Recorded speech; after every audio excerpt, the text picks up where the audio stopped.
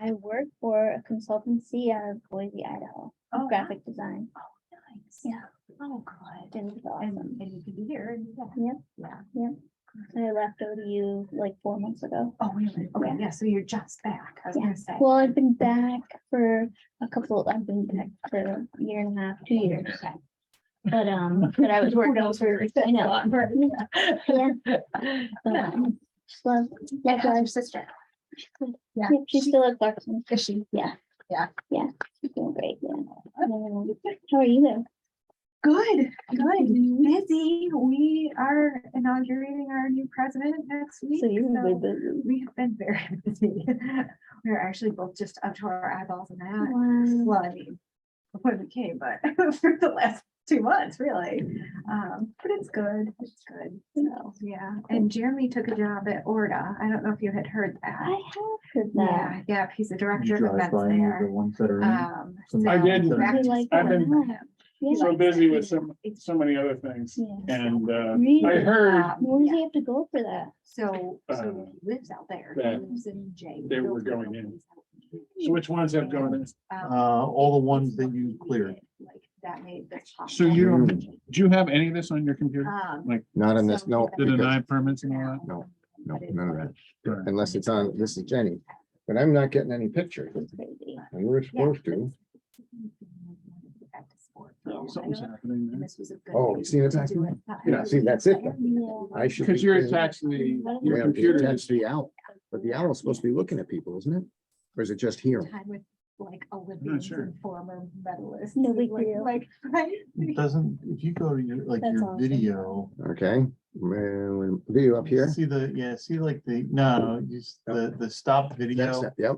there's a little arrow next to it. If you click that, So, meeting the owl camera, it's right Hmm. there. it's like not, Okay, and it's, well, now, let's see if it's really on. That's really off, I'm sure, because there's no blue light. But there's power to it because it's green there. And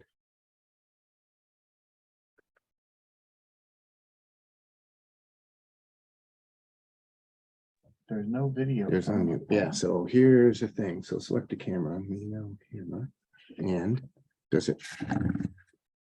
There's cameras all around, right? See, you might know this is the first time, and Jenny's not here, of course, because that's why it gets to go this way.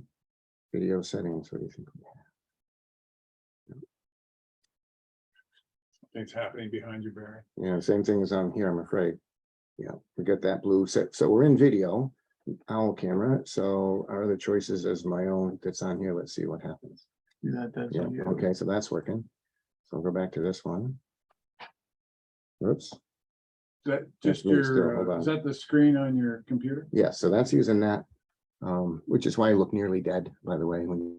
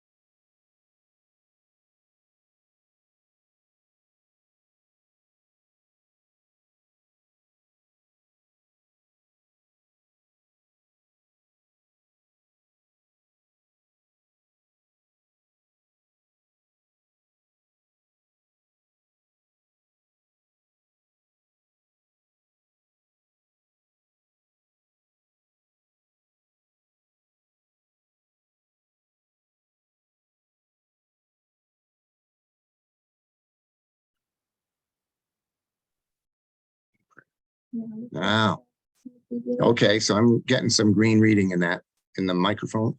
Seeing that, so that indicates to me that it's working. Finally, and this is going to be funny to listen in the recording, I know. How about, So Bethany, can you hear us now? Yeah, I can hear you fine. Well, we can hear you fine too, so that's working great. Now, you And can't, from visually, I see, looks like a logo of sort of two initials. yeah. But that's all, huh? Yes, that is all. So I wanted to let you know Yeah. that was the case. So we're having trouble making our video work. Now I know I can make the one that looks at me work, in case we had to show you anything. The one that's, the regular computer's webcam here. Right. So, and are you able to hear me okay? Is this not a I strain? or anything? can. Okay, If you have the documents on a computer, you can try share screen, and then the video will access what's on the screen of your computer. yes, but I'm afraid I don't on this computer because it belongs to the person's ordinarily running the things, but it's pretty much the same stuff that Tim has told you or you have conversed with him about. Correct. And we're only worried about 2 signs as far as I know, the 2 parking signs. No, okay. Oh, also at the end of University. There's that one too. Correct. Okay, yep, okay. 4 and 2 of them are parking. Mhm. Two of Okay. them are side by side parking. Same ones that, Yeah. yeah. And for at that, we have sign J. which is the parking sign. okay, so then, first of all, let's bring this meeting to order. It's 4:37, sorry to say. That's not good for us, but anyway, we'll call this meeting to order. We will, after we've done this, we'll do the minutes from the previous meeting because there's no point in you folks waiting for that. And so at this point, then I would ask Tim to present the signs, unless you'd rather present the signs, but if he does it, then he knows what pitfalls to avoid. And, So the reason we're here, I've denied, let's start with 54 Park Street. You all have You're taking my, okay, I'll trust you. I remember. So, Tim, what, if you don't mind giving the sign letter to. Oh, this would be sign F. Okay. Is that good for you? Yep. You guys don't want to break out the big, Yeah, no, we didn't bring the big picture map. Yeah. I do have a map with me. If that helps with anybody. So do you want me to present them or? No, I'll start. yep, start. We'll see So if we the- get jammed up. 54 Park Street is La Casa Latina Scene House. That's at the end of what is that? University. Yeah. University Ave. And the deal with this sign is it's in violation of 325/67. And if you go back to that next page, you'll see that the total sign cannot exceed 12 square feet. And the signage they have is, I believe it's 8 feet tall by, 6 feet. oh, no, that one is 6 feet. 6 feet by 4 feet. 6 feet by 4 feet. Thank you. So the St. Mark's University is asking for forgiveness on that sign for that area. And then we'll move on to. Well, let's do that one first. We'll just go right into it. Yeah, Sure. I think so. And then do the next ones as we go, and then we don't get confused as to what Sounds we're on. good. Yep, okay, so the issue is that it needs to be 6 feet tall in order to be seen, because you're coming down University, and the question is, which way do you turn if you're a visiting student, if I understand it right? And so, Or athletic buses also come down. mm, University, they'll often come, kind of cut through campus, come down University and be at that stop sign there on University and Park. And try and give people the direction that you need to turn left mhm, to go to anything. anything, yep, related. Yep. I would just, if I can just Sure. say, we're grateful that you had the opportunity to meet with you there. And also, I want to say thank you to Tim. Tim spent the better part of 2 days with us, walking through all of this, walking us through everything and helping us to understand the code and the process and, and we just, I want to say, we really appreciated that. You can pass Yeah, I know he spent quite a lot He of spent time, quite a lot of time on but it, he knows and, his way around the campus now. that's great. And, we're appreciative of that, and looking to be good partners with the community, and also, hopefully provide our visitors to campus with good signage for how to get to where they're going. Sure. Yep, that So- makes good sense. We don't want them confused. Yep. So And- the issue is, as you come down that street, being able to see the sign and which direction you're turning, we're concerned about the Snowpack, snowbank that's gonna come in. right? Yep, and it's on SLU property and it's set back off what you would call the right of way, I think. Do we have a setback distance on that one? How far back we're gonna put it? Is this a 5 That foot from the one side, from the is- sidewalk? The minimum setback is 2 feet, I believe. Yeah, But I believe, That Beth- one was pretty far back. Yeah. they, according to Bethany and Deborah, they wanted to even put it further back. since snow is the issue, the bank is gonna get pushed over from the snow, from the sidewalk. The plow pushes it inward, so to speak. So the further in you are, the less the snow will start to fall down, and then your sign would be higher. Our issue is we don't want it to stick out into the driver's view to impact it, but it isn't. It's turned the other way. Actually, even I think with a couple of trees that are on that. Mhm. I think it's pretty even with that tree. That's right there, Tim. You remember when we I were- would agree. And that's not in violation of any setback to the sidewalk. Mm. The reason this is being denied is size. Mhm. Because it's in a residential multifamily. Thank you. Yeah. Does that help? This is a DC. It's like, it's adjacent to our campus property, but it's in. It's a. And it's in a residential multi. The other, I mean, the other zone. St. Lawrence, owns all those properties, but they just happen to be in the residential multifamily district, and that's why that sign is a violation of that size in that area. Like in a campus, on campus, the rest of those signs are compliant, the same size. And if you look at your sign table, then that's probably what you're referring to and wondering why. So how much bigger is it than it should be? It's six high by, 4 feet wide. oh, it's 24 and it's supposed to be 12, something like that. Is that right? Yeah. However, there's a lot of information on it, isn't there? This is a significant direction because they're listing the things that they can find downstream, so to speak. We're listing, I think admissions, athletics, the bookstore and conference center. Right? Yeah. Mm. Yeah. Mhm. I think it's Yeah. Is there room for security on that too? I mean, since we're talking size, yeah, down there, but I'm thinking this is just a thought afterwards. I thought, geez, of all things, you ought to know which way it is. That would be helpful too. But I'm not advocating a larger sign, but since we're talking that it's bigger than expected, there's no light on it, no light in it or anything. It's no, just. all these signs are unlighted. Mhm, mhm. So most of our committee is quite new. And so part of what we are doing is we're learning how to do this as well. This is, what's important and all that. And so quite often what we do is we go back to, yeah, Charles is saying, come on, I've heard this before every year. Poor Charles has been on a long time. Yep, good. Yeah, and he's not taking care of the kids right now. That's a big deal. We're going to stretch this meeting out. Yeah, that's right. We have to be out by 5:30, but. So we look at the spirit of what the zoning is supposed to be doing. Why are we doing this?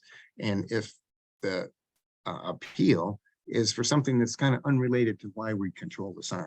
In other words, if this were commercial, if they're selling something, we don't want sign inflation. you know, this one's big, well, then I'm bigger, then I'm taller and all that. But that's not an issue, because we're not selling anything. Or you're not, and other than campus. And so we're not in competition, you know, with that sort of thing. So that's one of the things is the spirit of the zoning is to just to keep it under control, because in a family dwelling region, you don't need a lot of signs.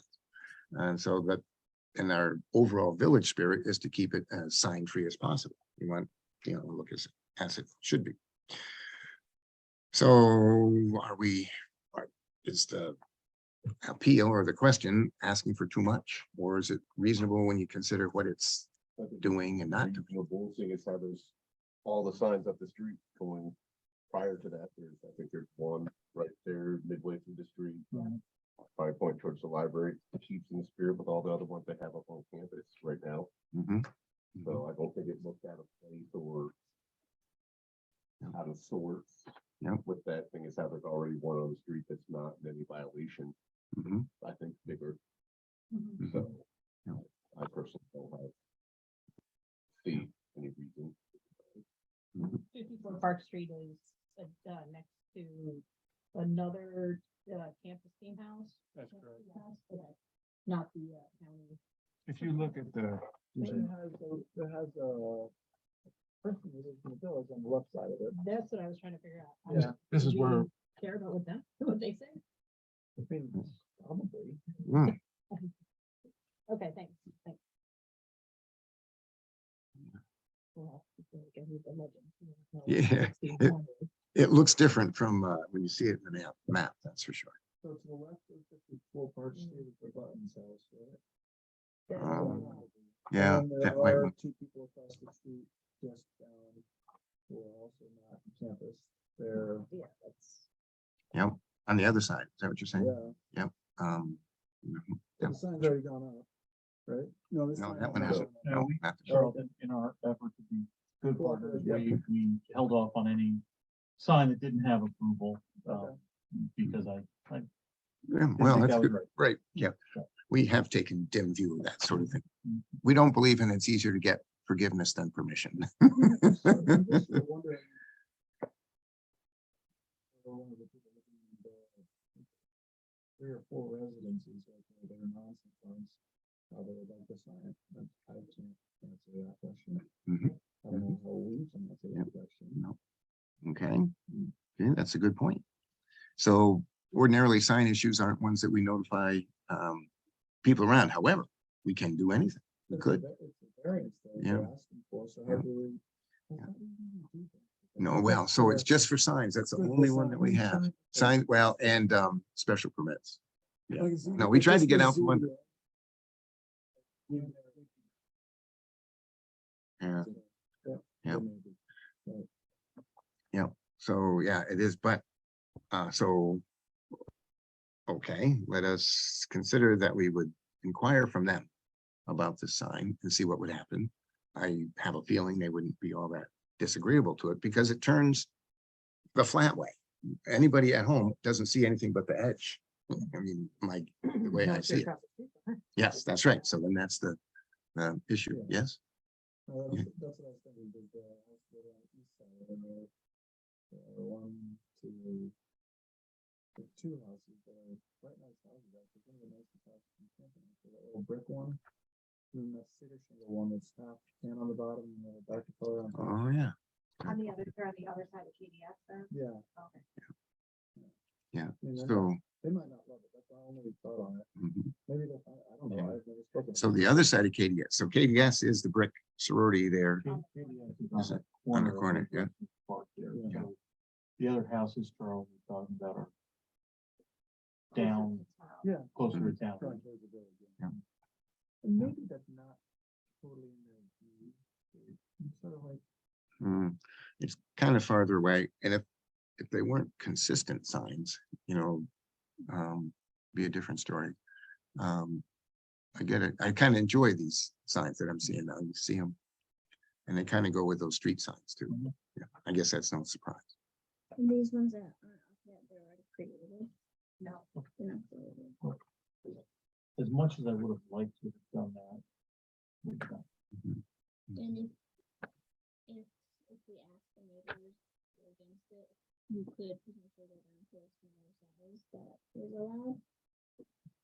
We might. I don't know. That'd be very small. for I that wouldn't one. be worried about the size of it and Mhm. snowbank. I think what I would probably ask you for, if you were if you wanted to go to the neighbors and they didn't like it, and you wanted to deny the variance, is for a variance on next to KDS, as I come down the street on the right on University, Mhm. next to KDS, a sign that would be similar in nature and pointing to the left. So that would be more closer to campus, I guess. Actually, be on campus. Yeah, Yeah. on campus. I don't know, I Wouldn't it be- forget what KDS is called, I don't remember. Mm, I think It's you in are the same- campus there. So, mhm. so that's probably what I would come back with, because I think a smaller sign in that location is gonna be Lost. not as beneficial. To the visitor. Yeah, I mean, it's important to have the sign do their job. Yeah. And I don't see the sign actually as visible as this sign. It is for a sign to be visible. Yeah, you'd lose it. You wouldn't know already that you're looking for a directional sign back there. Up at, next to KDS, you want to be down. It's Yeah. why this was our first, Yeah. why this was our first option. Yeah, very logical. I think that. Okay, so.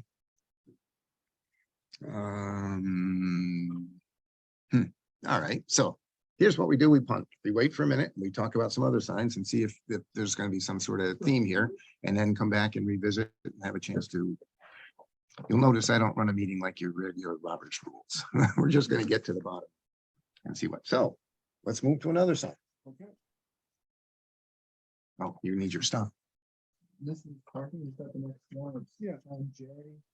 So sign J is gonna be across from the football field. So there are Yeah. Two, essentially, things. No, go ahead. Sorry, I just. So the issues with sign J, there are two. This is the admissions entrance. This is by the football field, and we have the entrance is this way and the exit is this way. We want you to be able to see the admissions parking sign, whether you're coming down Park one way or the other. And we'd rather you see it before you get to the entrance rather than after.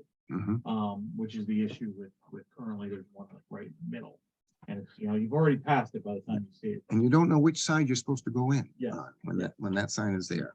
So Yeah. we wanted to put one on either side that has admission parking and pointing inward there. I think that the variance here is for both height, Tim, and for 7 feet off the curb and 7 Yeah, it's feet. location and size. Right. Mhm. So, actually, Charles, if you flip through that book, you'll find a nice graphic of jail. They're listed. Just keep. There's the letter, okay. Yeah.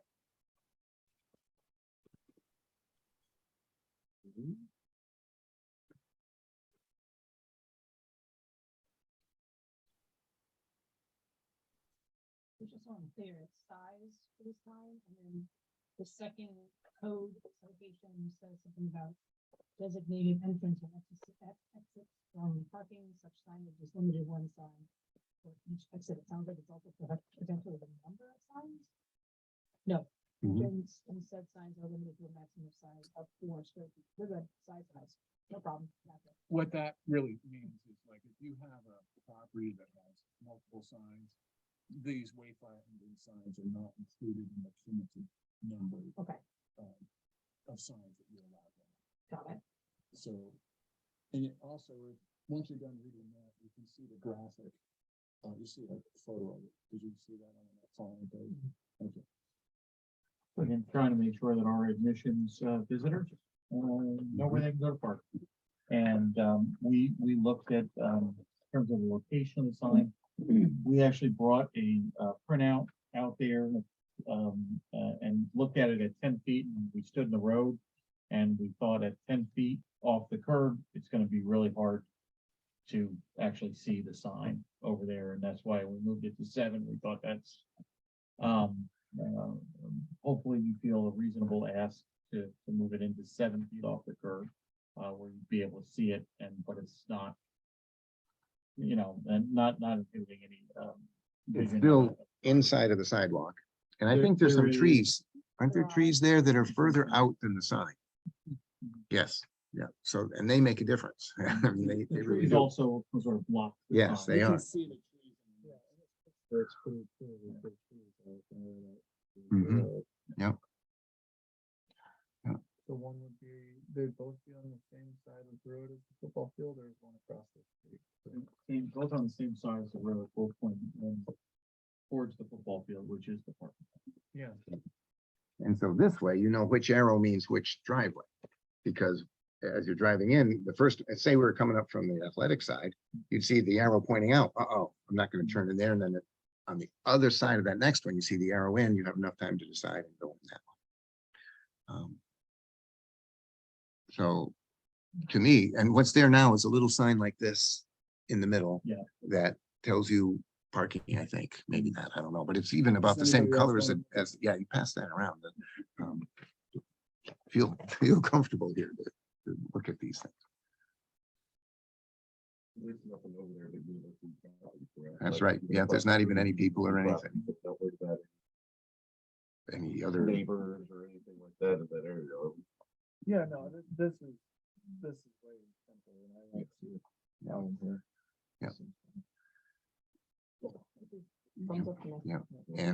and if any other McDonald's, let's say, comes and says, well, look what they got. But we have all kinds of reasons why, which are gonna be kept in here, which is the nature of that entrance, the trees, the location, and the fact that there's no neighbors and it's not commercial. So, and safer, actually, when you think of it, having a sign that you can see. And I'm not guaranteed sure that the direction on your phone will get you there. Your destination is on the right. Many of these things I don't worry about. Augsbury, you can find that. Yeah, in 100 feet, but this doesn't necessarily show up. And so that's why I do believe that you And the need to have. admissions up to that across the street. Mhm. Park on the right by the football stadium and then walk across Park to go to the admissions. Which I think is very smart, as a matter of fact, to park close to the athletic stuff on your way in to see. I took my own son visiting, he fell in love with the track, so that's how we chose the college. So, yeah, I understand that. So Charles, I already know and you feel fine, you're okay, yep, so there's Sign J is this, the dual sign, the signs, Jay. Just a process perspective, then can you send a variance permit to us or? How does that just? We flow? have we have a form now that Barry will approve Okay. this, and then once this is approved, I'll issue the permit. Okay. And that's Yeah. that's your permit Okay. to do what you need to do. Perfect. And this is a record of Of your. what took place. Yeah. So, let's just move to another parking sign. Okay, Parking sign M.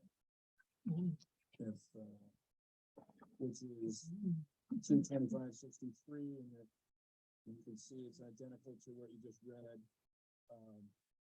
And this one, we're not concerned about the location, it's just the size. Because they were good with where they chose to put it was in compliance, it's just the size. It's the 4 square feet versus the What's the allowed size and what are they requesting? allowed size is 4. 4 square feet, and that's what they want. What is this?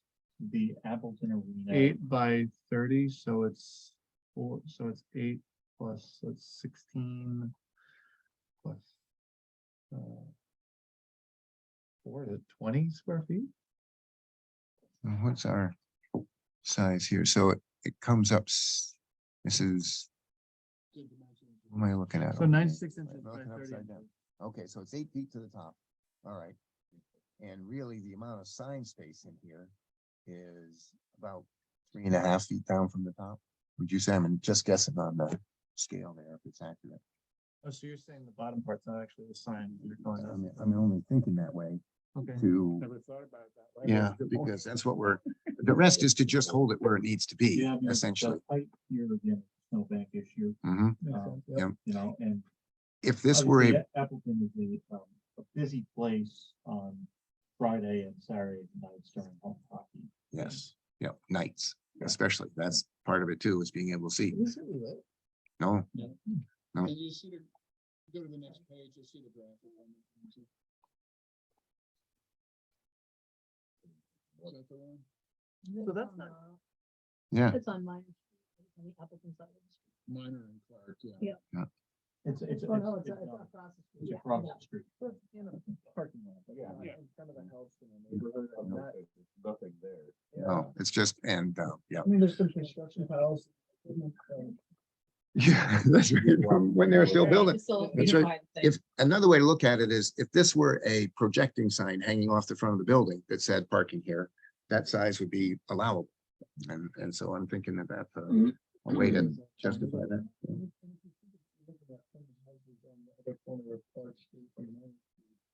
When you're looking at those signs all along Appleton, you're looking at all the equipment on the back of Appleton, I think this is like the least of people's worries.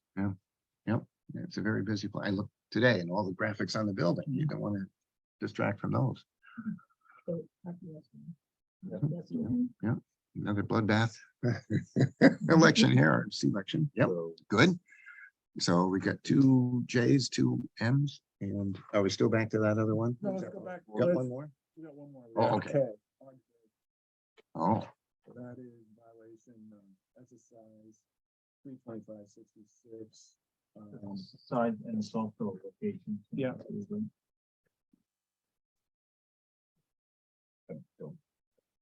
So this is if you go down Park and you pass admissions and Augsbury is on your right. And you need to make a right in behind Augsbury. Augsbury and Newhead, and you're gonna go back behind to the soccer fields. Mm-hmm. That road. It's a sign right on the corner. There was an existing sign that we might have a picture out there that was there that is actually now taken and pulled out. And we'd like to replace that existing sign with one that is consistent with our project. We looked at where we need to be at, from a location standpoint on a corner. The code is written 20 feet from each side. That puts it way in. This is a sign that directs buses that, hey, this is where you're parking. It's back here and we're concerned, the hardship here, the bus wouldn't see it. At that, so we wanted to use the existing, not existing more, but the former existing signs location. Same spot. Is that Same what you're spot, saying? Yeah. same spot. I actually think that photograph is of the opposite side. The best way to see, understand this sign is go to the map. And sign tag. Alright. And, Oh, so it's the back. let me see. Yeah. But it's on, Here's Park Oh, Street. yeah. This, So it's like the towards image back. shows it kind of misleading. It's like over here, but their sign is right there. Right by the splash yes, yes. Okay. And it looks kind of like a driveway. Somebody coming to it doesn't know necessarily that I should drive in there, you know, because it's narrow there, gets wide inside, but narrow there. And so it makes sense to mark it clearly. Nothing around there that Mhm, yeah. Yeah, it's space, open land, ski trail, cross country trail. So, yep, okay. Yep, no, great. Well, I've seen that thumbs up here. Yeah, you're right into it now. Charles is okay. Yep, all right, very good. So far, so good. That brings us back to that one. So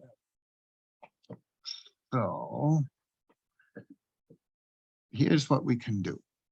I can send a letter to those 3 houses, the people in those 3 houses, and tell them what we're doing. And that on a sort of informal basis, if they would communicate with me, then I would know. And that way, nobody knows who's putting up a problem, you know, if there is such a thing. And this can happen quite promptly. I mean, I would do it tomorrow on letterhead from here, and give them 5 days after receipt or something like that to voice any opinion about it, and then see, and then we could either have a meeting or we can call a Zoom meeting and come up with the answer for that. Mostly we here, I assume, feel okay with that sign. This is the big directional sign at the end of university. In general, we're okay with it, as long as the people around it are okay. And what would be the chances that they'd have something to say? I don't know. But the other alternative is to make this a public hearing and all that kind of stuff. And that would just, everybody would come to it and say no, or they wouldn't care. They come to say, that's fine with me. That's right. Or that's the other choice. We have that. We've done that before. Sit around and wait. In fact, our entire zoning code was put out as a public meeting. Anybody who wanted to talk about anything could come to it. Not one person showed up or wasn't on a committee. It was just amazing. So we're living with it now. But so that would be what I would offer as a choice here, is to just put it on hold, table, I guess is the right term. If we'll do that, table that application until I hear back from the people in those houses. And then we can still decide from there. But one person saying, geez, I don't like it, isn't enough to ruin the deal. But if everybody said, oh, no, we used to have sign, you know, then be a different story. I think it would be helpful for you too. And we're happy to go down and take a picture from those, the sidewalk or the other properties there across the street. So you can I go would down. look, if they were at home, what they would I would see. look. That would be So if you'd really like that, sweet. I'm happy. Yes. Oh, that would add a nice feature to it. And they say, oh, you care about us? Yeah, go ahead. Yeah, okay. And the benefit to it, that the security sign that's gone up on Lincoln Street is the same size, so it's in their mind. Yes. That's the thought. And Tim and I talked about that one quite a bit. And I decided it doesn't matter because it's close to a parking lot, not a road. And in a parking lot, you expect pedestrians and you expect cars and all that kind of stuff. And so and it's more important to have security as a sign right there to be seen. And so it was sort of iffy, and if we looked at it the right way, it came out right. So, but I did think that was important to have. And Tim did too. I mean, I bullied you into it a little bit, but just a little. No, okay. I, Um, it was like I was seeking some input. Yeah, that's okay. So, but to me, I'm the like security hard and people, fast. security is hidden enough that I think that needs to be made clear. And so that is important. I had We to. will go wait there. to hear from you then. So, no, I want you maybe- yeah, send the photos and, do you have an email that you're using with Tim at this point? Yeah, okay, send it to you and then you can forward to me. First of all, I think so. Okay. Yeah, however you want Yeah, to send. so, I mean, I could give my own, but I'd like it to go through Tim first because that makes it Okay. legit in the, So the photo will come government in rather first, than personal. That's it. photo will come to me. Yes, that's right. And then you just forward it to that Barry Rondo account. Yes. And then, but that way you know what's been done. And And that you'd it's like the a, official thing. you'd like a photo from the two houses next to KDS Mhm. and the one next to La Casa. Yeah, that white one there, that's, Those we want. that's Dave Buttons. I'm sure he won't, how much to say. He announced for hockey for years on the radio, so he's not gonna, well, I don't want them to have a red sign next to my house. And will we kind of complete the signage project? Um, Or are you looking at more signs? We are, this is a phase one. A vast majority of the other phases are internal to our campus. With the exception of, there is the golf training center, which is out on Main Street. And on the corner of Route 11 and 68, right on the corner by the golf course there's one, and we'd like to replace those two as well with something in similar nature. But I don't think with the sustainability house and Rockminster, that we Actually, those are town, those are the town, yeah. the town Yeah. issues. So this is the village. Okay. Yeah. Yeah. So Hmm. that's where it's at. But so I think those two for sure. That's a really good question. That's important to know what's gonna And happen. I would just say thank you so much. Thank you for your service, first of all, but also, having been a school board member years ago, I appreciate that you taking time out to do something like this. Good. Yeah. Thank you. Yep, thank you Thank very you. much. Thank you. Thank you, Good. Bethany. Okay, so now we do have to approve or not approve our previous minutes. Take care. Where are the minutes? Yeah, Do I have to stick around for that? I don't think so, unless we talked about you. I think This is- you where have is to it? fill this out when you're done. Oh, okay. This is just the information. What if my, Oh, we should have had. Let you dig through it. your own watermark? Well, TM, where's that? I don't know how that, Jeez. I don't know how that. crept in It's there. the same thing he did to wreck the owl. I didn't set you up any No, minutes. I just okay. printed that So, because yeah. that was like the cover sheet. So that's what happens when Jenny isn't here. See, she would have brought these. This, her husband, You her. know, if you check your email, Mhm. it might be. You think it's in? Yeah, they were. I was in that. Is that your? No, it's hers. That's the unfortunate part. However, You could probably there's no pull reason it I up on can't your go cell into here. Yeah, well, oh yeah. Well, I don't know about the attachment on the phone. However, phone. Yeah. You can do I that. can do this. Well, we're doing it all right. We're gonna try to approve the minutes. Do we have any copy of any minutes here? No, but I think I can find one at my own. Pretty much tell you. Yeah, okay. Friggin', I started the meeting, I think Jenny seconded it. We approved the sign over at the Camp Potsdam Hospital, That's right. whatever it is. That's right. Then I said, let's close the meeting. She said aye, and then we left. Okay. Approved. That sounds great. These are what we call mental minutes. That's terrific. So, Yep. All right. So All right. don't have to We'll do fill that. out No, okay, I will do that. I will for probably all but issue Jay. Every, the, okay. I'll issue a permit for sign J, M, and K, Right. and they'll hold up on. And then which one was this one? If this was the F. F, okay. That's the ones tonight, but I'll do the others on that. All right. I'll keep all this if I can. You want to keep any of that other stuff? Somebody has to. If you don't want it, I would take it. Yeah, I know. If you want it, you should have it. No, I'll definitely put it down. Okay, yep. So I won't need it in the I just meantime. got Dory to do it. Yeah. Well, you've been through it a lot. It It's was in the field, yeah. been a long, long process. Okay, and we have no other further business that I know of. Charles, you building a building anywhere that's out of code or anything? No. All right, that's once, yeah. Not this week. No, okay, and so now we were gonna have a site plan review in November for some buildings on Minor Street.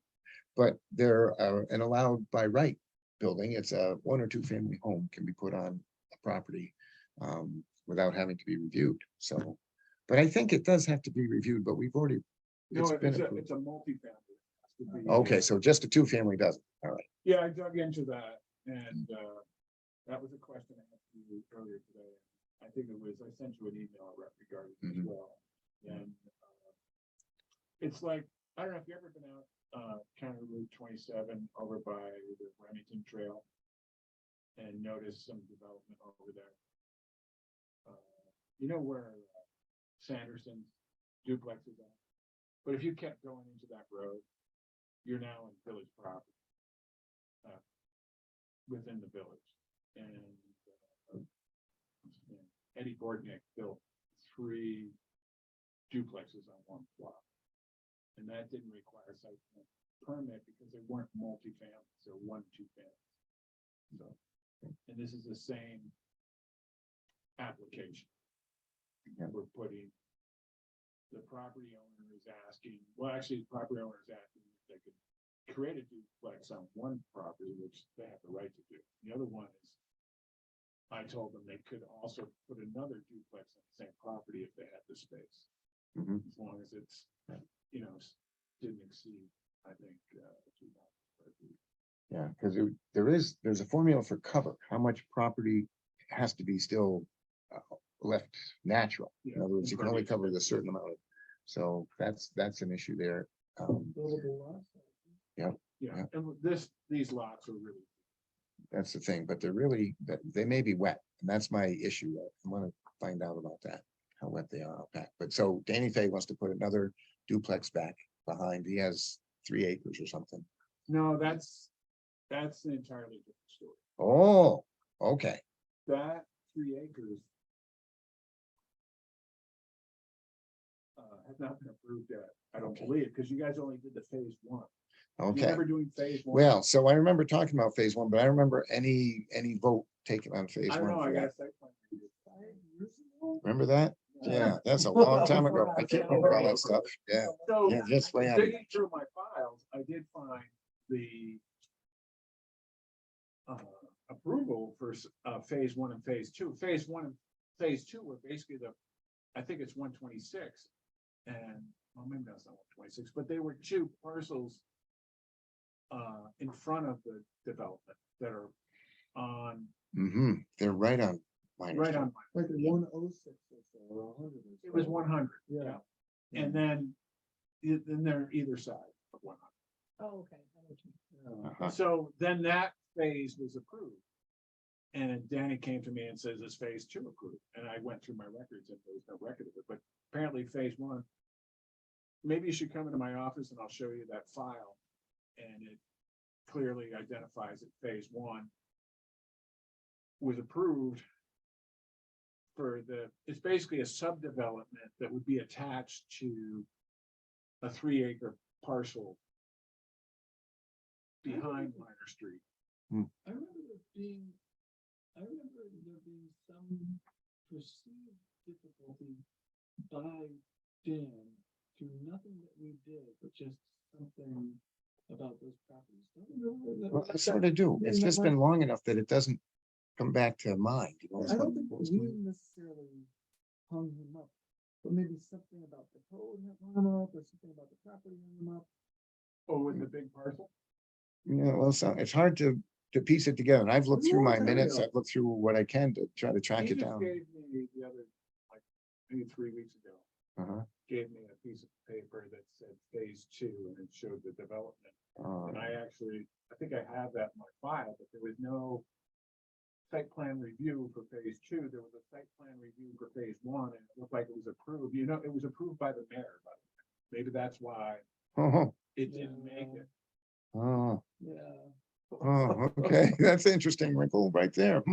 Yeah, so we won't give them a phase 2 until we have a real site plan review. That we ought to have for So something. that being said, Because we did a site plan review for phase 1, you gotta have one for 2. Yep, go ahead. That being said, okay, here. I don't remember having a problem with it. I just remember it happening. so that being said, what are the rules? If I have a site plan review that it's signed off by the mayor, is I don't know. the highest elected official have the authority to do that? The village board might.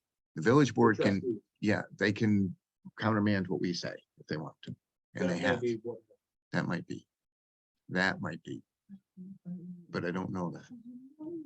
Oh, here it comes, see? Was a subdivision had to go to the village board. That's right. He was talking about that being a property that had to get subdivided in order for him to put all of those multiple buildings on it. Chapter And 250. we said that we were not able to make a vote on it when that came down. You're absolutely right. I forgot about that factor. When it comes to subdivision, it is the village board who makes Yeah. the decision. And I vividly remember because we sat here and we hashed it out and hashed it out and hashed it out. And then one of us said, don't subdivisions all need to go to the board anyway? And it's like we sat here for quite some time with them. And then I'm just like, taking it down the road. It's chapter 250. We don't even have that in our code, yep. Yeah. Okay, That's our not book. us, Yep. that's somebody else. So, Okay. you know, the reason Barry brought this up, I brought it up to him, and after discussing it with Barry, and I actually felt comfortable enough to tell, Dan, actually I told Tommy Durant, because it's easier to, you know, I can get a hold of Tommy quicker. So Tommy Durant works for Dan. And Danny's, sometimes I get a hold of, and Danny just kind of like shows up in my office randomly, he never like makes an appointment, like most people. And which you're allowed to do. But I prefer to call or make an appointment.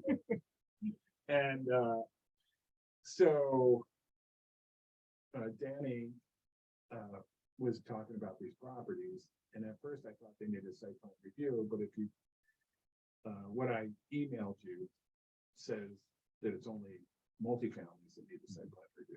Yeah. So I pretty much said they're buildable lots in that realm. Yeah, so I think that's probably, If it was a multifamily, if you attach an addition to a multifamily, that would require a site plan review. So is it no longer subdividing it? This is not even related to 100 Okay. Minor Street. This is related to 126 and 128. It's pretty much single building, all single lots, and they meet all the. So these buildings already exist, like 126, they have a duplex. Hmm. And I said, if you put an addition on that duplex and add another dwelling, then you need a site plan review because you're turning it into a multifamily building, which is more than three or more dwellings. Yeah. So now you're creating a multifamily building, so you need a site plan review because you're back.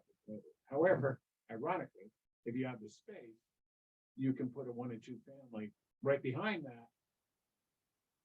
build a driveway, put in a And if you parking lot. have the depth and area to build, you can do that, and you can have. and if you have I access really have to take this. This is my father. 97 years old. I don't need any water dial. Yeah. So anyway.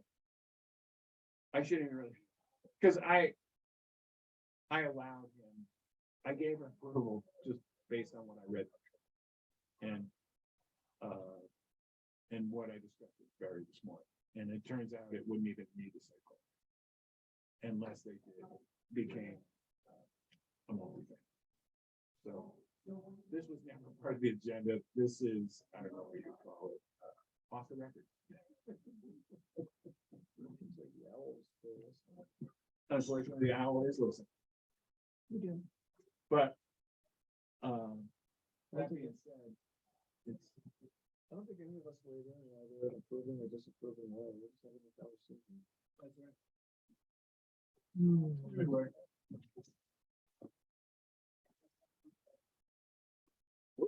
What do you do? Are you kind of like, this is a joke?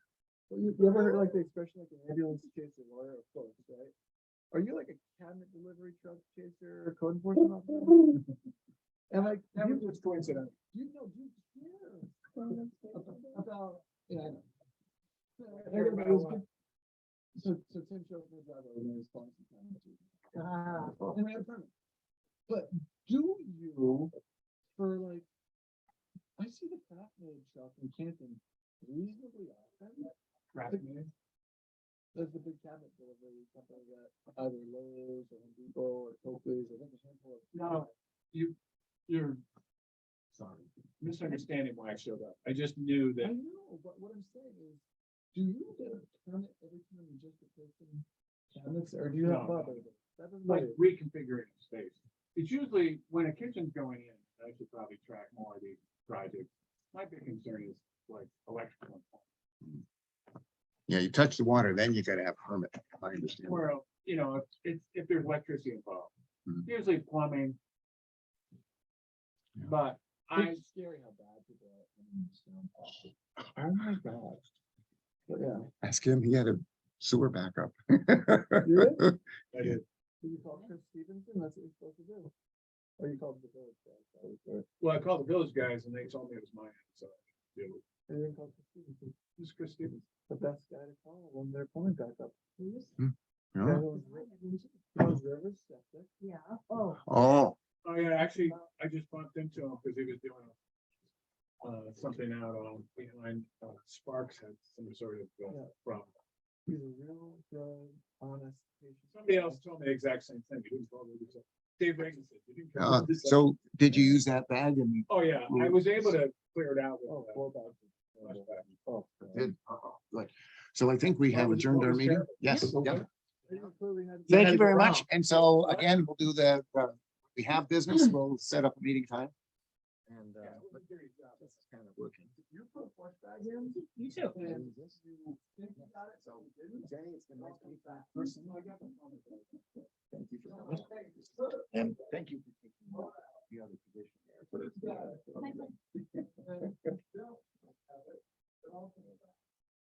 Thank you, Sarah. Yeah, have a good day. Love that. I'm working on it. Got it. Yeah.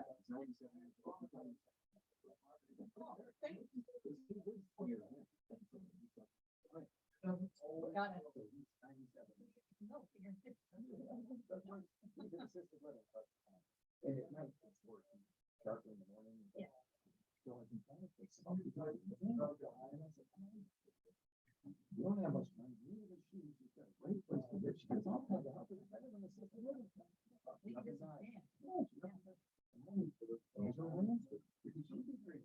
She's 1 year younger, a little younger woman. So anyway, that was More, yeah.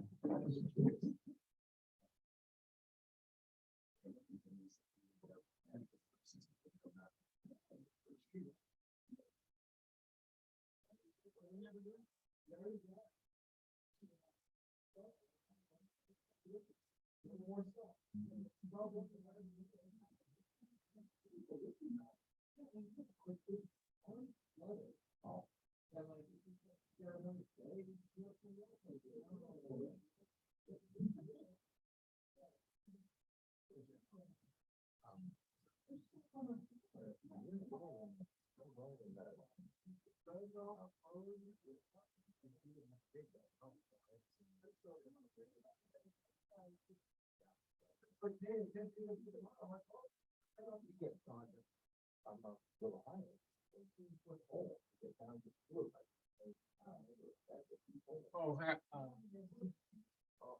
hey, what are you gonna do about your? Just gonna leave it up? Yep. So just leave the lens on? Yes, but I think you might even need them on for the next meeting. Don't. Yeah.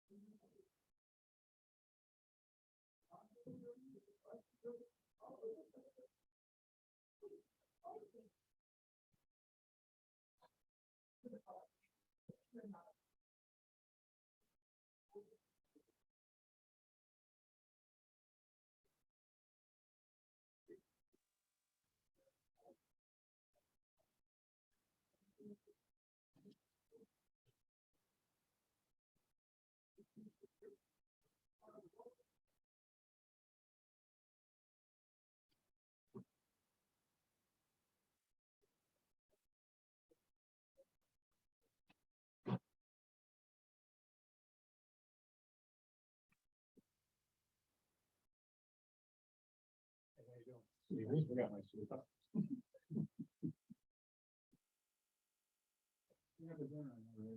Yeah. Excellent. Have a good night. You too, take care.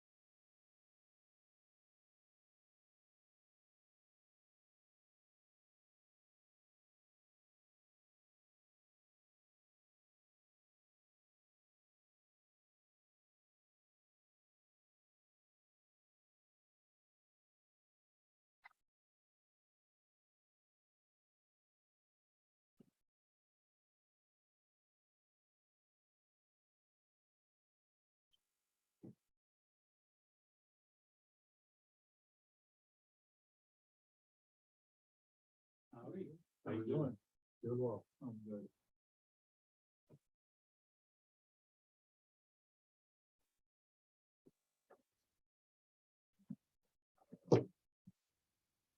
Solar everywhere. Seriously.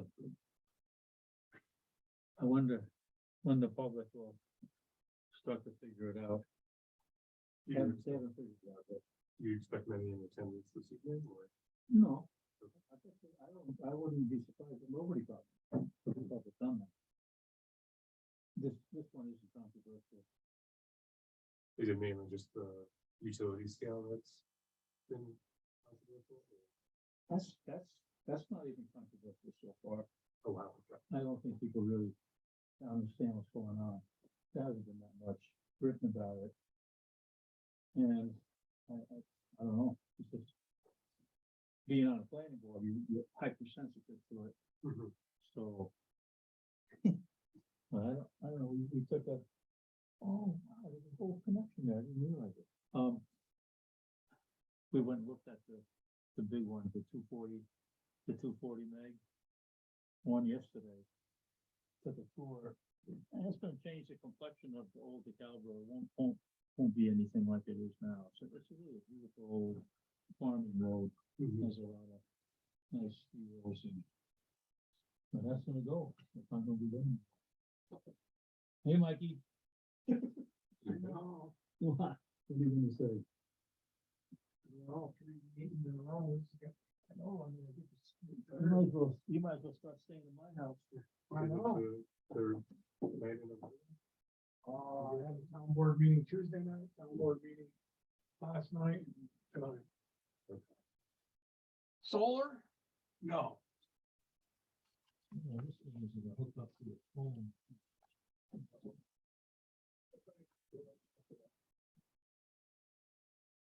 I thought it was a plug in there. No, it's not. I'm gonna bring my big extension cord.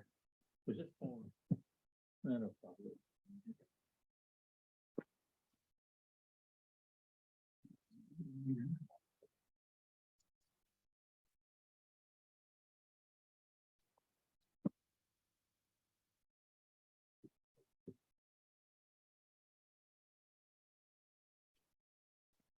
Oh, man, can you imagine how much paper is being consumed by these things? Trees get all cut down for the solar projects. So it's not phone.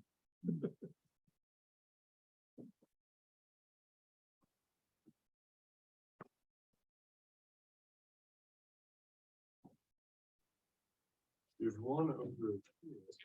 There's one there too. Going one in the corner of my road. I just thought of it. Plug it into her computer. Oh, the USB. USB. The laptop. Oh, she's got them all. Okay, no, that's good. That's how big a deal. Oh. Look at you. You can put them both together.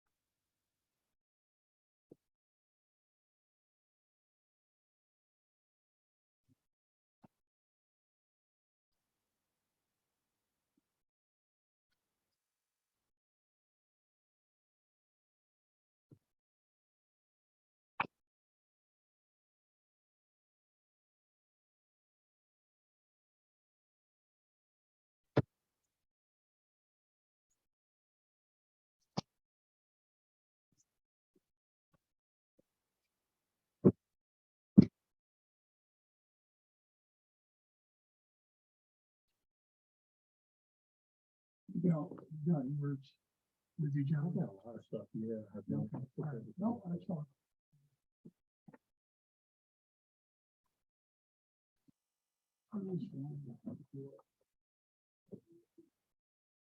Oh, you trip off? Beautiful. Yeah, with all the fall foliage stuff. Yeah. Yeah, a little bit of rain, but And then we had, just all of a sudden, I looked out the window about 1:30, 2 o'clock. There was just a huge burst of wind. Just, Yep. All the leaves are gonna go. yeah, Yes. you know, It's too bad. that's kind of really. You got some nice days though. Beautiful. Some trees. Super. This weekend's supposed to be, I think the foliage was early.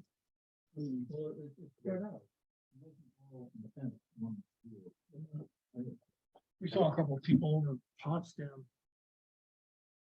last weekend. They went for a ride up in the Adirondacks and stuff. And just, they said it wasn't, everything was just already red, with no different colors. This last weekend, yeah, around that. Yes. You know, kind of new fall.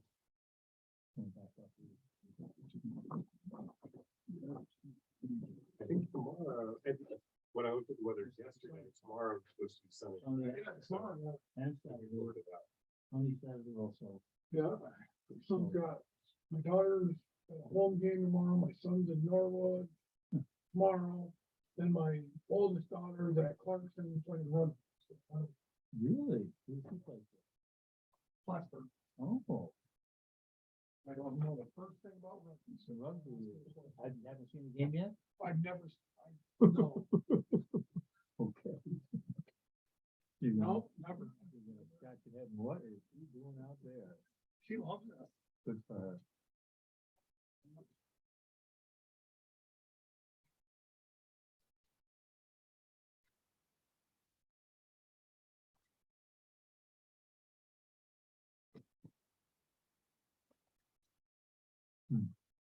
Chemistry and biology major. Oh, man, good for her. Better than me. Got a 3.8. 3.8. Hmm. She only has, she's got all of the speckle.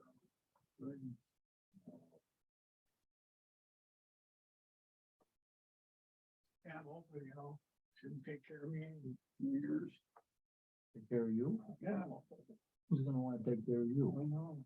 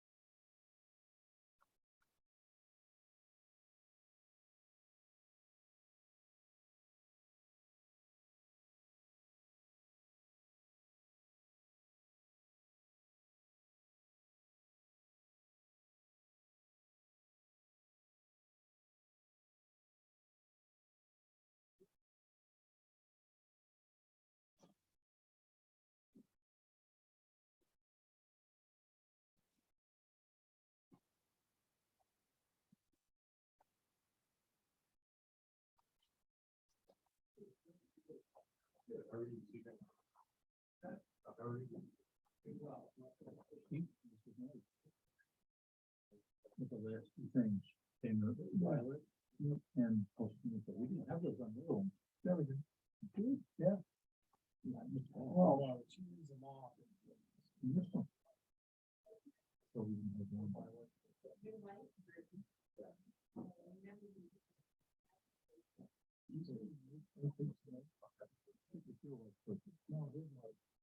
Oh.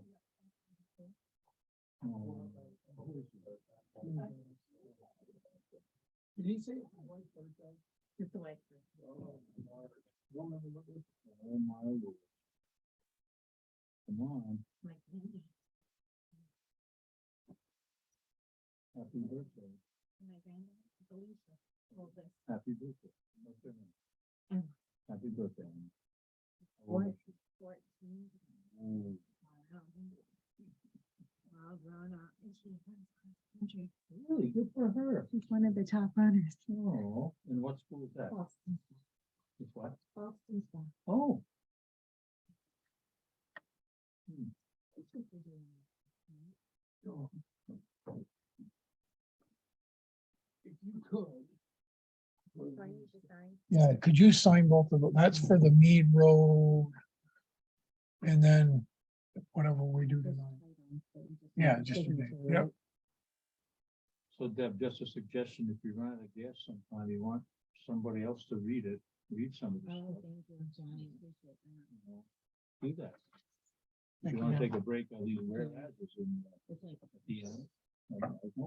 today's Johnny. Oh, That was yes. I think.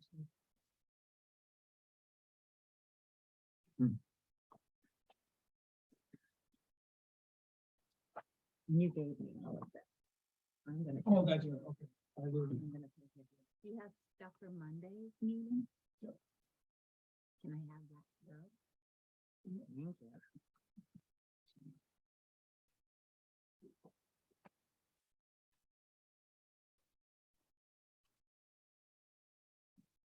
now Monday's 3:10, we're not doing secret one, are we? No. Right. Right. The Route 11 guy.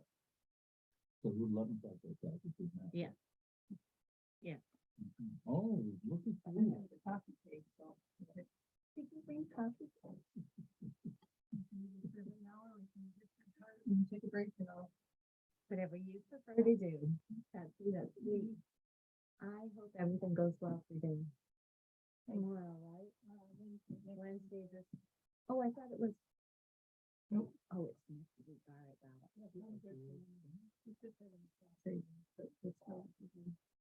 It's mostly a pain because you gotta go to Syracuse. Stay in Oh, you want him to. I mean, I want them in a good hospital, but I mean, I don't know, it's all. parts of the topic, Yeah. So did you have, plastic nipples? He's got, he has cancerous cells and they can do radiation, but they don't like, you do the radiation, it doesn't work. And it was at a stage where there was no, therapy that would take care of it? No. Other than that? Yeah. thing to do. Did you drive way from far away again? I did, but Well, I'll tell you, there's nothing prettier than the Adirondack Park. Right now. Yeah, right now it's beautiful out there. It's wonderful. It sure is.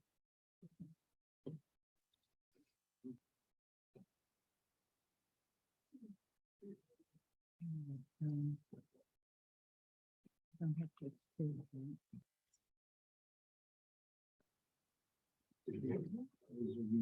Hey, he's back. He's not wedded, and Eric's not coming. No, yeah. Yeah, he's out on a field trip. 3 days. That one, it waited. It's raining. Yeah, they're at Cornell. So those are really, really hard. There's plenty of things to do. And then they can go inside. Everything. Yep. Oh, no, still have fun. Okay.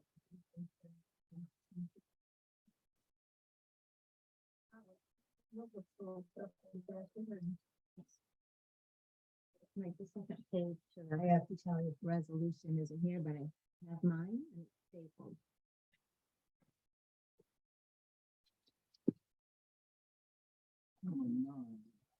There you go. Like, this was the second page, but we can use mine. I printed it off. And then I'll just. sign Is that it. enough? Yeah, This okay. is not- You hold on to that one. Just remind me to sign that. Yeah.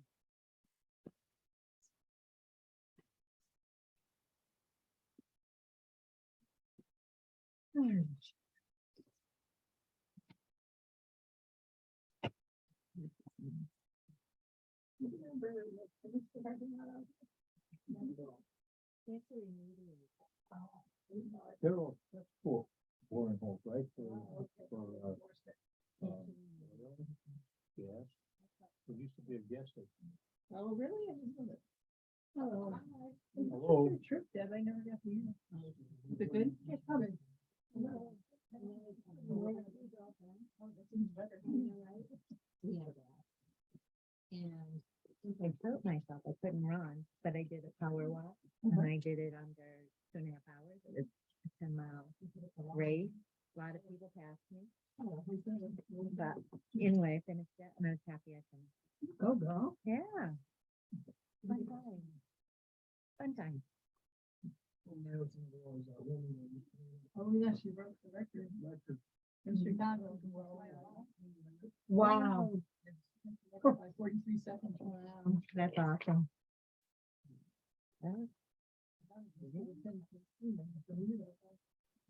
Swimmer? My daughter was a swimmer too. It's such a great overall sport, you know?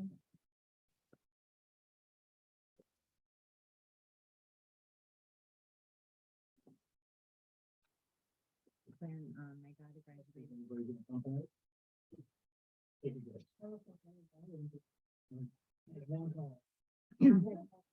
One email. Who's your call from? Wasn't Mark McBroom. Vicky, you want to read your letter? Can we get this? Does it say? Is what you want? It was very well written, I have to say. Nicely done. This is it, right? Yep. Yeah. All right, we'll have you read it then.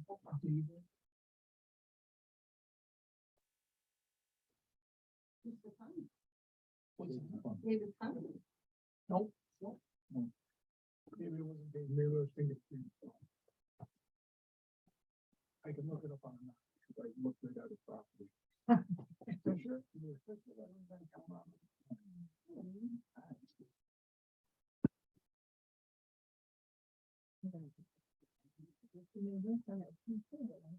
Oh, okay. I have to tell you guys, I feel really pretty stupid. I started my privileging. Hopefully that will have an effect. But I got to the point where I can, it's Cypress, it's Grass River, it's County Route 27, it's 6578. I'm like, can we, but I'm thinking that maybe if we could develop just simply, this is number 5. You know what I'm saying? And the date, I mean, it's like, It isn't a one-time deal. no, but I'm saying, but even if we gave it 5 and no matter how many times it came around, it was 5. You know, I mean, I felt really stupid. I'm in the place and I'm looking for all the things and they had a, Number 38. No. no, oh, no. I'm just picking. 11 is the loud, no, we're not doing any more, no. No. Well, then this would be number 3. Isn't it? Or is it number 4? Number 3.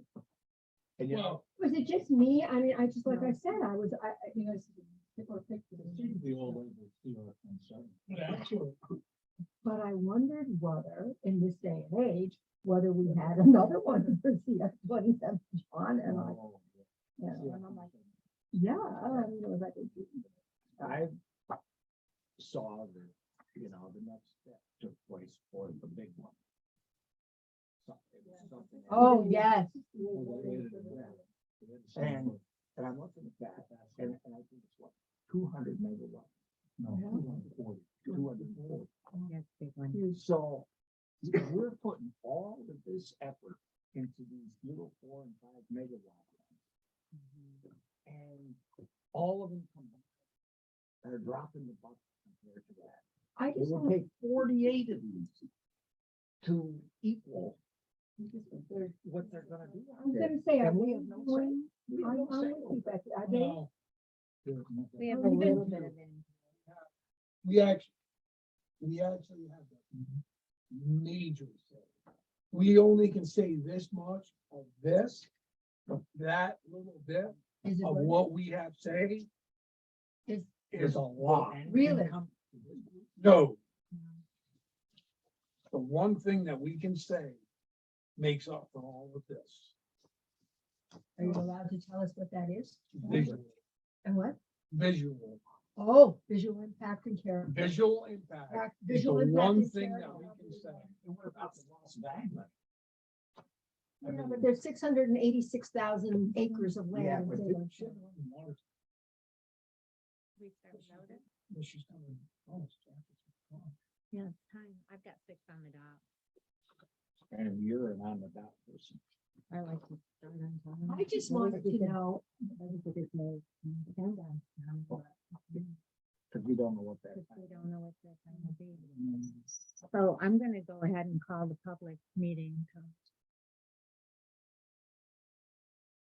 order.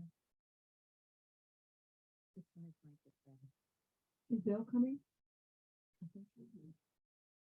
Is Lee coming? You say it wasn't. No, he said that was Yeah, Lee. yeah, the- one. There's the- I don't know her password. He's just There going it comes. across to the, I mean, get dinner. Um, Two other? I'll have Well, she got, Vicky and Martin and everyone to sign in. this whole.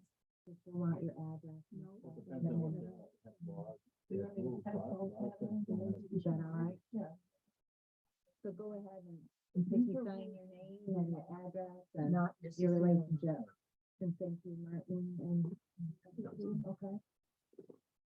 You see So what with- goes on with other solar installations and they're not the same standards as what the town can. I still don't know how you- And. Nope. Tell him. We don't know yet. So. I think we all have done that. All right, so Vicky, you want to introduce yourself? Yes, my name is Vicky McLean. I live at 6-5, we used to have, organic dairy farm there, and now we're retired, and we're looking to have solar on part of our own.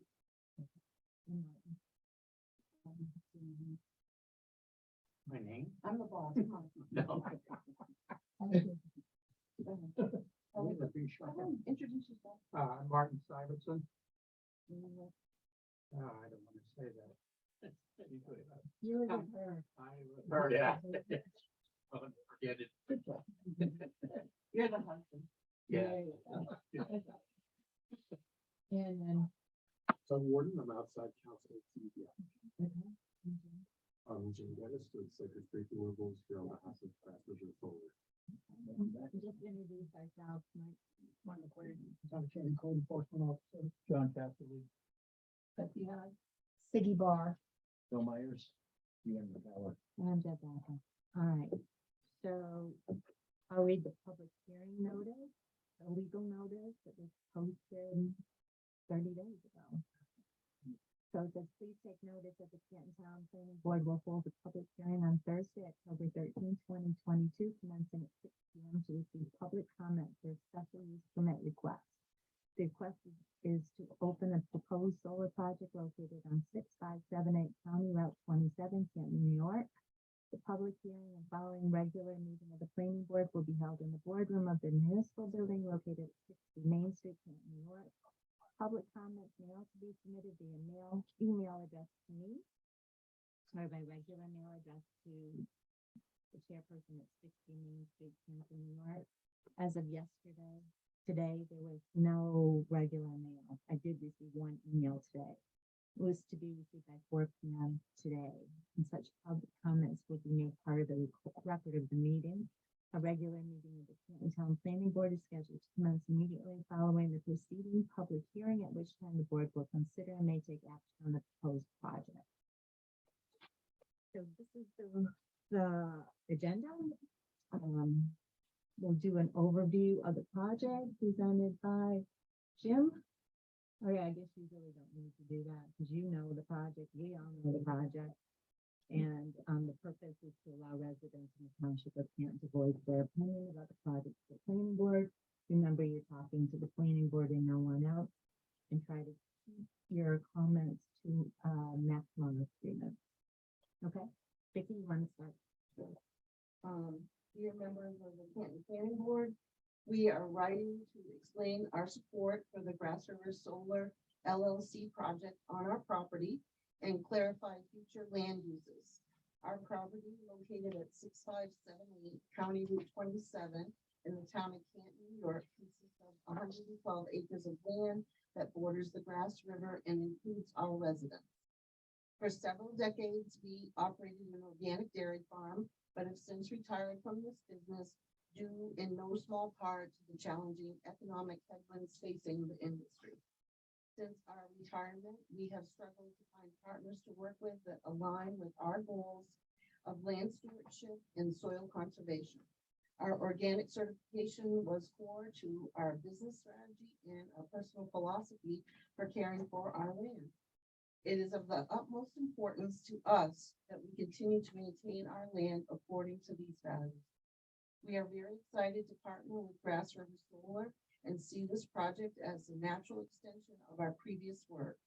This solar project will produce benefits for our community through its locally produced and consumed clean energy and provide a stable and known source of income for us. The solar project will work to integrate pollinator-friendly habitat within its design that will benefit adjacent agricultural activities and our own beehives. Additionally, we are reassured that not only will our land be treated with the utmost respect for the resources that it is during the construction, operation, and decommissioning of this solar project, but that its condition will improve over the lifetime of the project. The pollinator-friendly habitat will work to enrich the soil, increase wildlife diversity on our property. When the project is decommissioned, the land will be returned to agricultural purposes like hay production and pasture for livestock as it is today. Overall, we plan to use the remainder of our property in much the same way as we do today, with a mixture of agricultural, recreational, and conservation activities. We are excited about the opportunity to partner with Grass River Solar and looking forward to working with them in years to come. Please do not hesitate to reach out if we can provide any further details on our support for this project. Vicky and Martin. Thank you. Martin, do you have anything that you want to add? I'd never had anything. Very nice, very And nice. then another pollinator habitat, the two of us went to see, that they have, and, we were pleased with the habitat. It's very similar to our fields currently, you know, that are, not hay, and you know, that made us happy. Okay. Okay. We're reassured. I did receive an email today from Mark McDonald from that Variance. I see a neighbor. Don't know. I don't know, John, because John has that. Does it say his address? Mark is a professor at St. Lawrence Religious Studies, I believe. I'm a property owner who lives near the proposed solar array proposed for 6578 County 27. I've received a letter about today's proposed hearing that I cannot unfortunately attend. But while I am for solar power, I have to stand against this project for a variety of reasons. I think it creates a bad precedent, especially if this project requires a variance that would lead to unchecked development of a rural and residential area. No variance should be granted if this is being proposed on basic principle. I am not sure what a special use permit means, but it sure sounds like a variance to me. I have seen the results of such uses of variances to adversely develop properties in the Lake George area where I grew up. It's a slippery slope that advantages individual property owner who receives them, but no one else. You have to take these wider interests to the community in question, not privilege individual property. The road from Canton to Morley is a beautiful rural road that is of great value to the quality of life of the area and makes Canton a wonderful place to live. This industrial park by Emerald Maine was to spoil that. If you live by the road as I do, you know many bicyclists use it during the year for recreation. I am sure many of those riders are tourists to our town, which boasts several bucolic country roads that are safe and fun to use for the sport. By agreeing to this project and after it is built, who will want to use the road for that purpose? It would be a visual eyesore. I am guessing that where it is planned, it's now used for agricultural purposes. Do we really want such a site on one of the prettiest roads from Canton? In principle, solar farming can be good, but not in places that unduly impact the quality of life and beauty of our North Country.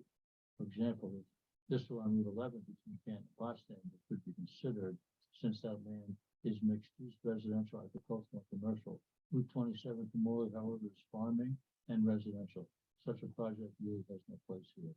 I have challenged such property developed in the Lake George region in the past, and one based on negative visual impact that such development would create.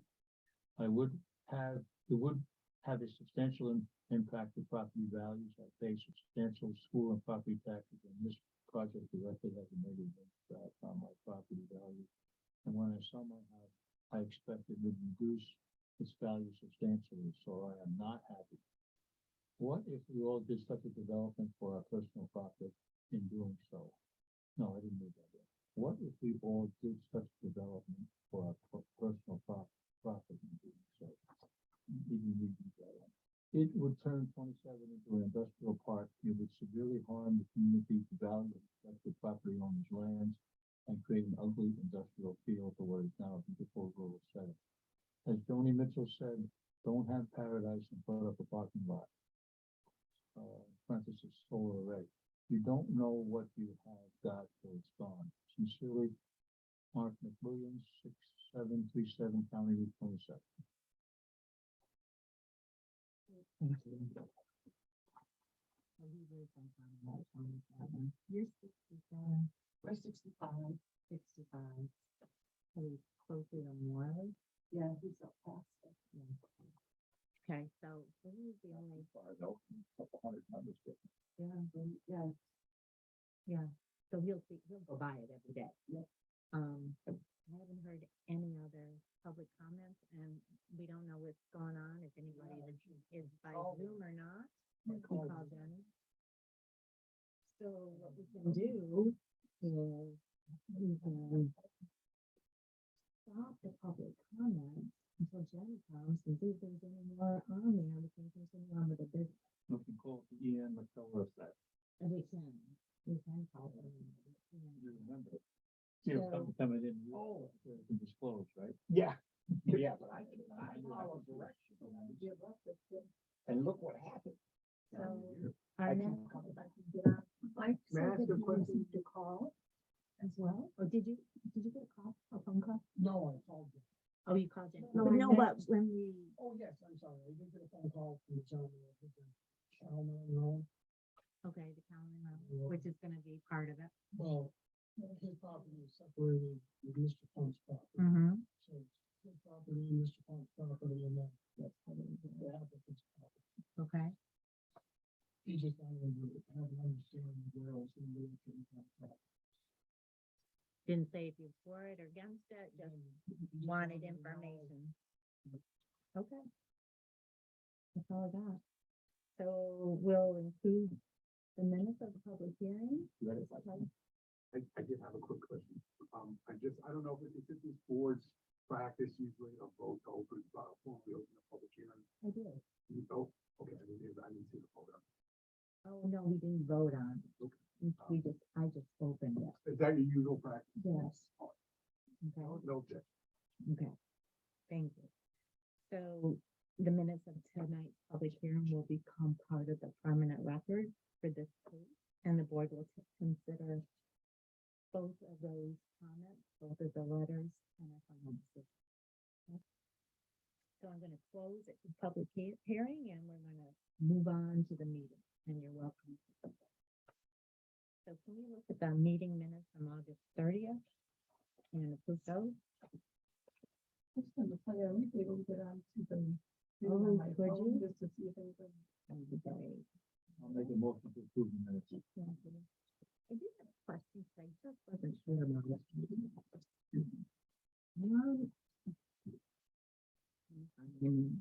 Okay, here we go.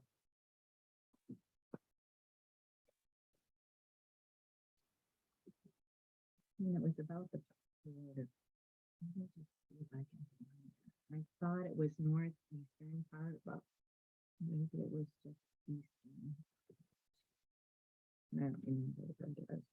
Oh, yeah.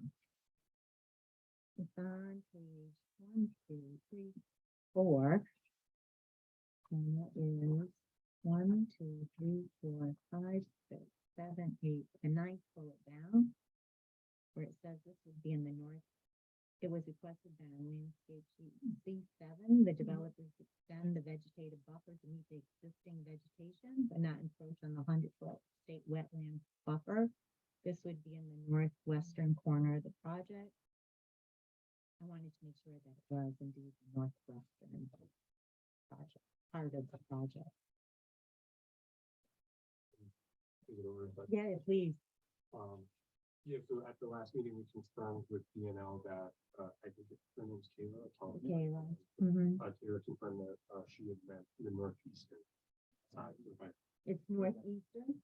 Yeah. Can I point out that? This section right here, Kayla was referring to. Okay, so we'll go back to that in a minute.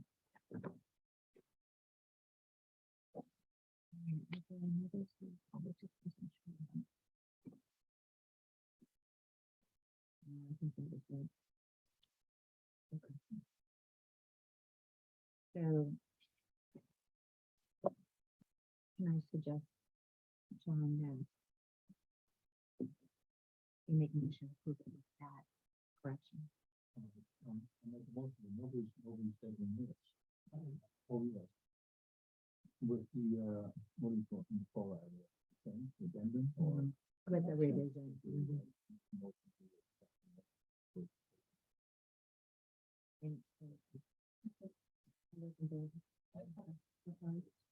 All right, I'm just gonna leave that here. All right. So now let's talk about this proposed solar project. That's how I did lots of notes, and the developer also received those notes, so hopefully we can get into it, okay? So setbacks to the property line, the St. Lawrence County Planning Board recommended that they move the fence and the panels to meet the 100-foot setback parcel on the north side next to the residential neighbor or second area of the variance. Excuse me. I think that 100-foot setback on the parcel, was it related to the fence? I think we went over this, is it? meeting before, that the fence is in technical construction. So Okay. the panels are outside of that 100 foot, but the fence. Oh, yeah, so it's, so there's no need to follow up with that. The fencing, barbed wire all around the project, wildlife friendly, self-locking gate. And that's actually been corrected to 2 3/8 inch galvanized diamond mesh fencing and a 24-foot wide self-locking gate, both with a 6-inch wildlife gap.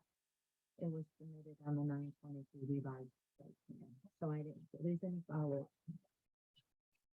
The access road, there were some issues with the access road. The county, St. Lawrence County Planning Board on June 10th recommended the applicant move the proposed main access road to the eastern edge of the field to reduce visual impact from a break in the buffer and reduce interconnection visual impact, and coordinate with the county for curb cut, the width of the access road to be no more than 16 feet. The revised September 2022 site plans indicates the access road in the middle of the parcel is now 16 feet. We're still looking for an easement or permit from St. Louis County DOT. And do you have that? There's 2 points there. The access road at the beginning was still 20 feet. It Yeah, tapered the to apron is 20 feet. because of national grid Right. requirements. And then in terms of the easement, based on DNL's feedback, we noted on the site plans a draft easement area. The easement itself, both with the utility and then the permits that we'll need from St. Lawrence County will happen after approval and possibly even after building permit. So we would ask that those are conditions of Okay. CO. All right. Does anybody else have any questions about that?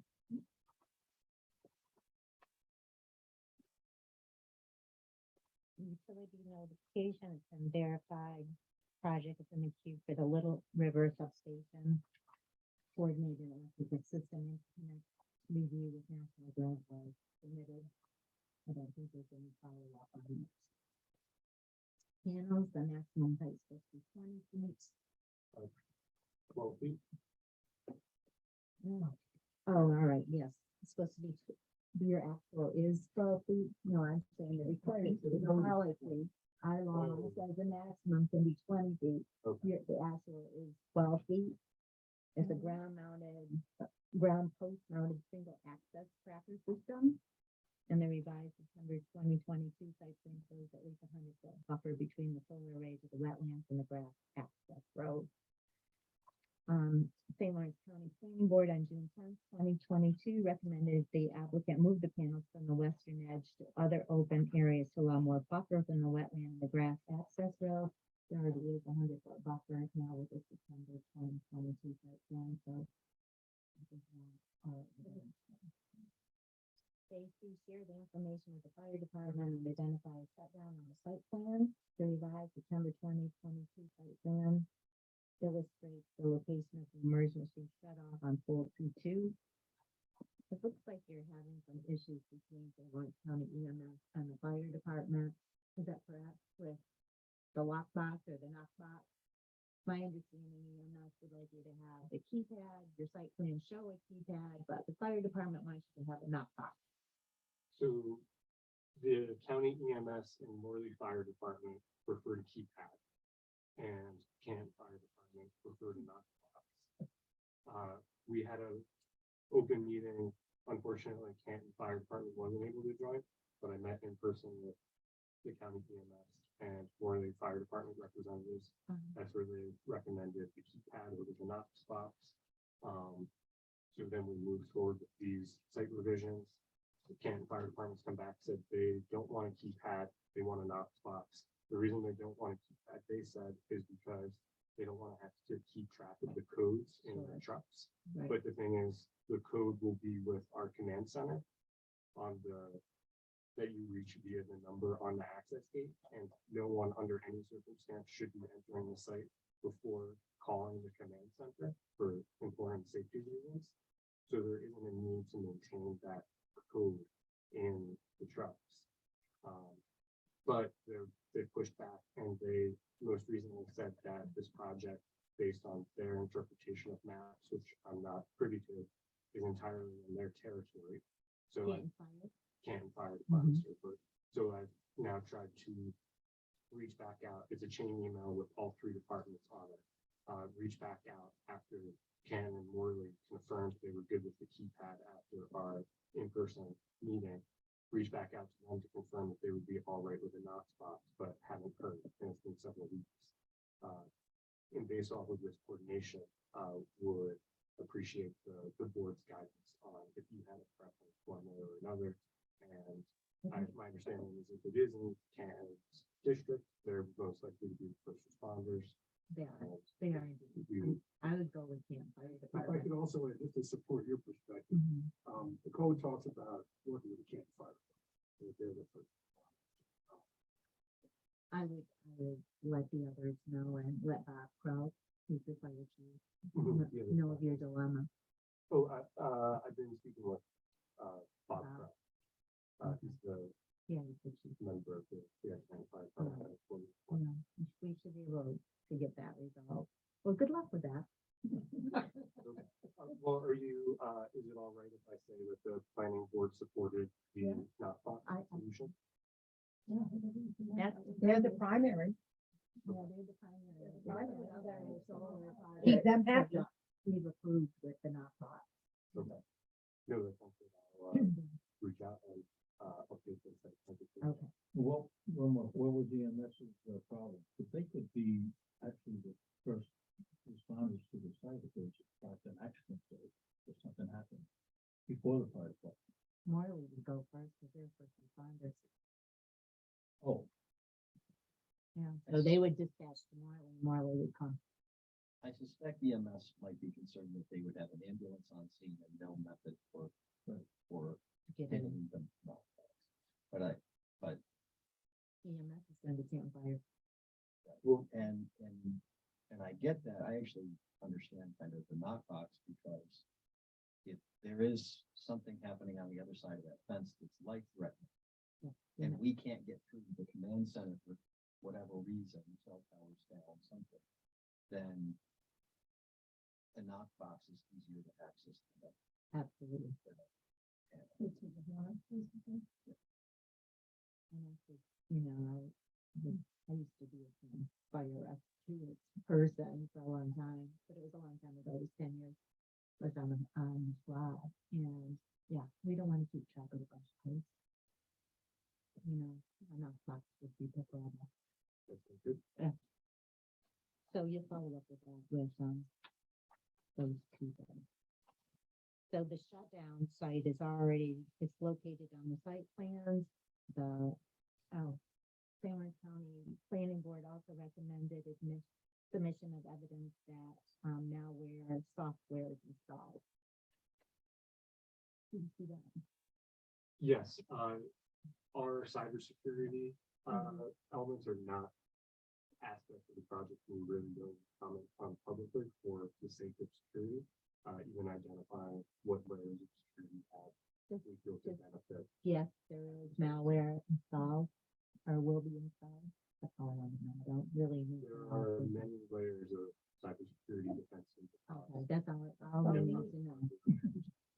Our control center in North Carolina. I came to ship files with these guys. I got out a special box, two-figure authentication. They have a lot going on. Good. We just don't want to cybersecurity threat. No, absolutely not. That's what St. Louis County Planning Board, we don't need to know all the details, just that malware. We can do that. Okay.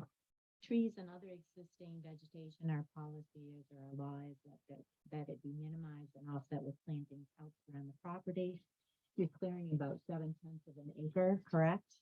And you're going to replace that with 119 Norway spruce trees, 117 winterberry holly shrubs, and 111 northern bayberry shrubs to provide visual screening all along the road front and in front of that dilapidated farm. So it should screen all of the neighbors. Is that correct? Yes. All right, so this neighbor on the Kalman Road shouldn't be able to really see it, right? And Mark McWilliams, once it grows up, shouldn't be able to see the solar array. It looks like there's one spot where you drive. Let me pull that up. There's the visual. There's nothing. I don't change okay. Yeah, she texted me. 5 miles an hour. I like the choice of Norway spruces. Yeah, I actually looked to see what the hardiness zone was for all three of those. They're all within zone 2 or 3. Yeah, but it says it's a zone 3 to a 9 for hollyberry, and This is right on. Norway spruce is 3 to 7. Norway spruces. What, here, design? The parcel in particular. Literally on the boundary for it. Yeah, we're 3 to 4. Where's 3? Mhm. I don't know. I don't know. So that one, look for a zone 3 anyway. Because I want it to live, right? But I think we can use them. Right? Yeah. All right. So I don't, well, go ahead. Did you see where you're speaking of? I think it's in the site plan, this plan. Well, I was looking at the actual one, that the tree was, in order that. Here's the trees here and the trees are here. So there's this little, where the grass access road is. There's a little bit right here that doesn't have vegetation. But, the solar array is a home. For us. I know. We're looking at the vegetation around it. Do you want to? I don't know, I thought that, Okay. this is what I was looking at. So, one spot that's in the road. I didn't see a road there, but I guess. Well, it's gonna be a grass road, so. So they could put some in front of the barn, but the barn is cutting off the view. I was thinking of the guy that was complaining about. I agree. It really drives by a barn every day. I think it's a big deal, but And he drives how, what's the speed limit? 55, and he drives, okay, and how long is it, and how, what are we talking about? 92 seconds to get from one part to the other, or not even that, I mean, that's what I'm saying. How big will these trees be when you put them in? Roughly 6 feet of it. If you start doing much larger than that, you end up having more die off. I mean, obviously, be replaced, but It's gonna take a while before it gets fixed. Like Norway visually screens the solar arrays in. It'll take yeah, 5 to 10 years. Yeah, and that's why the stage is pretty visual. yeah. Do you think we need any further follow-up on vegetative screening? All right, very good. So moving on. To give you Prime agricultural land. he could receive some of that. You know. I wonder if that would maybe help mitigate his concern. Get my. Thank you. Yeah. I mean, I saw letters out, I don't know if that's. Yeah.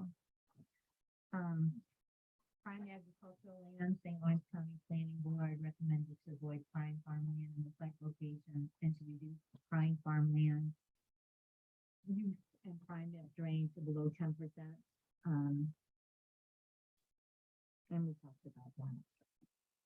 We're 29% prime, 31.6% prime net drain, and 11.6% soils are considered of stabilized importance. The site is currently used for hay production.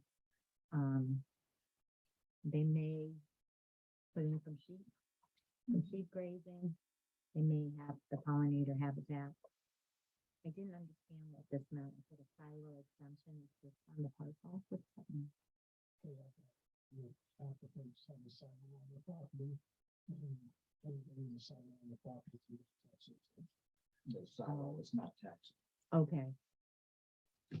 And so, is that what they were saying? Confirm that made valuation because of the silo.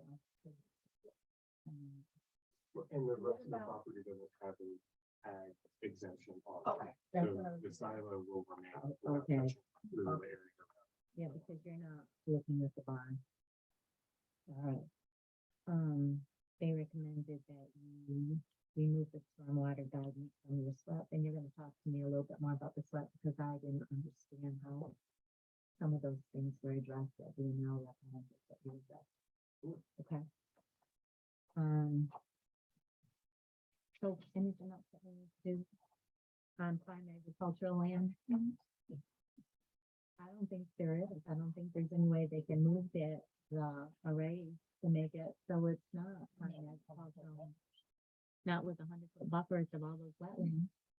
Well, and for context too, It's only note that 22. we're leaving 80% of the prime agricultural land on Right. that parcel untouched. It's 112 acres and they're using only 22. Right. And this is the percentage of that 22. That's my understanding. So no follow-up, or do you want? Okay. All right. Glare. Our policy is glare is minimized. They, the solar developers did a glare analysis on Forge Solar, and they found no glare from 7 observation point receptors. BNL said there's no adverse impact from glare. I think we're done with that. No follow-up. Noise producing equipment. Our policy is to minimize the noise impact on adjacent properties. On August 1st, 2022, the developer submitted a sound study comparing future site sound levels to presumed ambient sound levels from, I think it was 5 locations. It was completed by Ostergaard Acoustical Associates. They concluded no noise mitigation measures are needed and no negative impact is expected on facility operations. BNL looked at it in August of 2022 and they determined that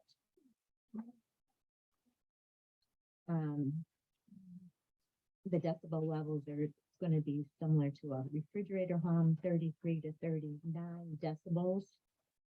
And during construction, the applicant will utilize construction noise control strategies to the extent feasible to minimize noise impact to the nearest residential properties.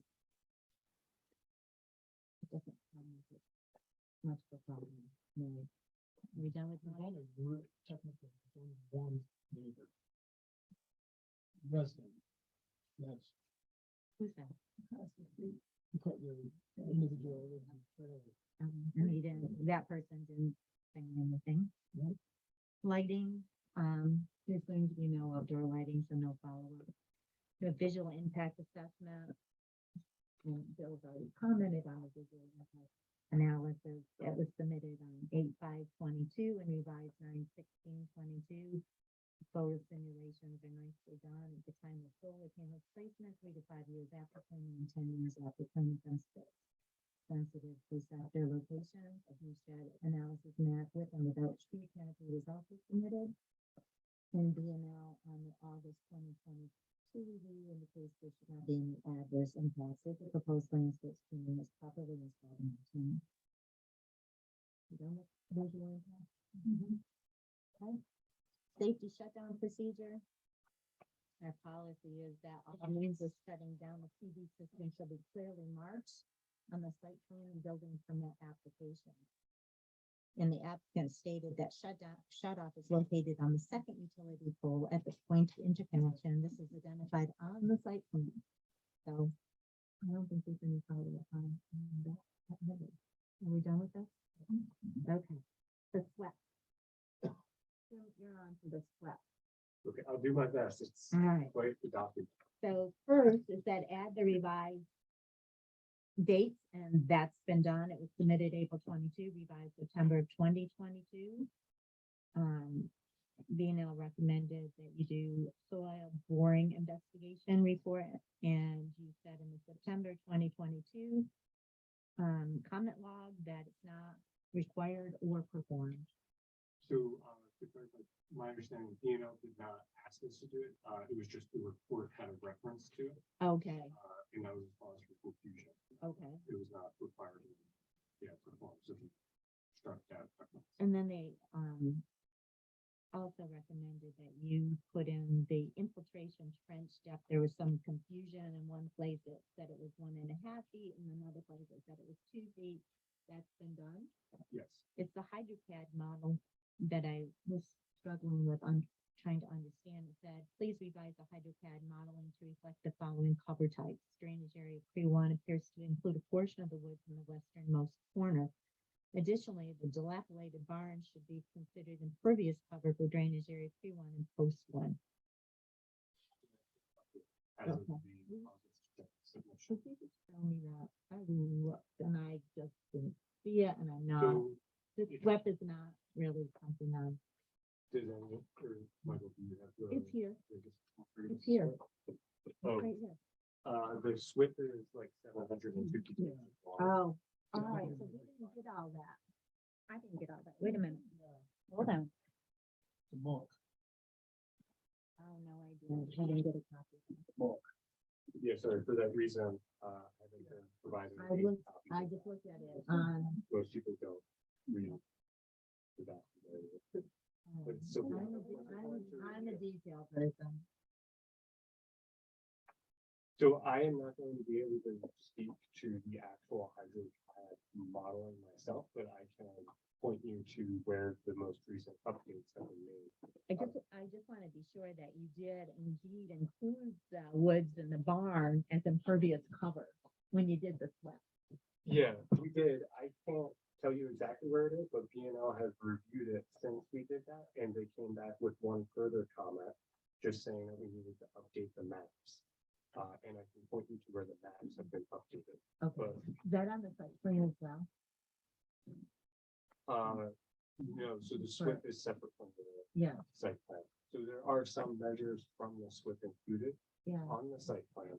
But the HydroCAD modeling, in particular, the pre and post drainage maps, are specific to the SWIP. I think if you can just generally, without, you don't really have to go through the whole book. But just generally say, yes, we looked at this, and here's our erosion and sediment plan. Is on here, right? Yes. And this is how we address it. So the hydro-CAD modeling won't really, I know you don't have the results of the hydropad modeling there, but this shows how you dealt with stormwater drainage from the barn and the woods that were. so overall, considered if you look at C6 and C601, C602, and C603. Those are all going to pertain to our overall erosion and sediment pollution control plan. So we So can- here's the barn. Yes, so the barn's included on here, and we've included, level spreaders in this area and other areas as per P&L's comments from August. This didn't need a level spreader here or any kind of swales or anything like that. No, it was From the just about barn? including it in the actual calculation. Okay. I can try to find. It's like page 682. Well, fortunately, I wrote it down. You did? You're not supposed to tell us that.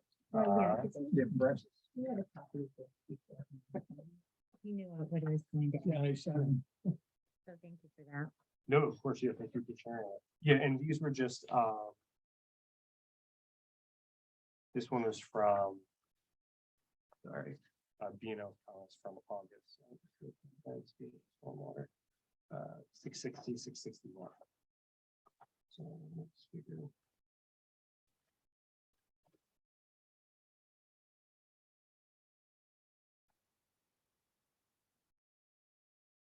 And Jim, did you, while you're looking, Mhm. they also recommended that you revise the notice of intent, but the last notice of intent that I saw in there was from 2/24/22, and his B&L's review was on 6/24. So that's been updated as well. In there, Yes, in that 600-page split. yeah, 700. And unfortunately, I think the 660, 661 is referring to the PDF page number because there's so many appendices in here. There's not a continuous, but I can pull it up on my computer. if that's helpful. To find this. Do they need them to be? Are you okay with it? You don't? Is anybody? We're good. All right. Okay, then, we're sorry. good. So your notice of intent was revised in the 700-page. Yes, that was based off of.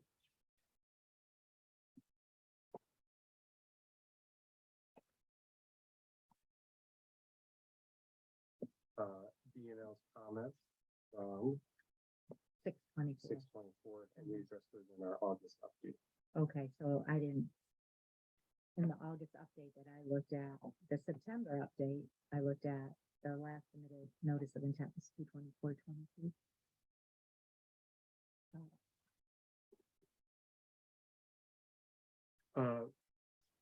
So date. the date might still be the same. It's the fact, it's just the information that went into it. They updated that. But you didn't change the date when Uh, you signed. possibly not. Yeah. Okay. So you're gonna have, will you change the date before you submit it, your notice of intent? Maybe. It's not too critical. It's more the information. Okay, is up to date with all right. aspect So and in, calculation. thank you for that. And that's what we- On August 25th, 22, B&L recommended a pre-development, post-development drainage map be revised to reflect the most up-to-date site layout. Yeah, so that was what was on page 660 and 661, which I'm happy to pull up on my laptop. Does anyone need to see that? What is it again? Pre-development and post-development drainage maps. We've revised them with the most up-to-date site layout. Yeah, I'm with you. So you'll have to show it to Mike. You'll have to show it to Mike. As a condition of final approval, okay? He has to verify. The updated maps. the updated map.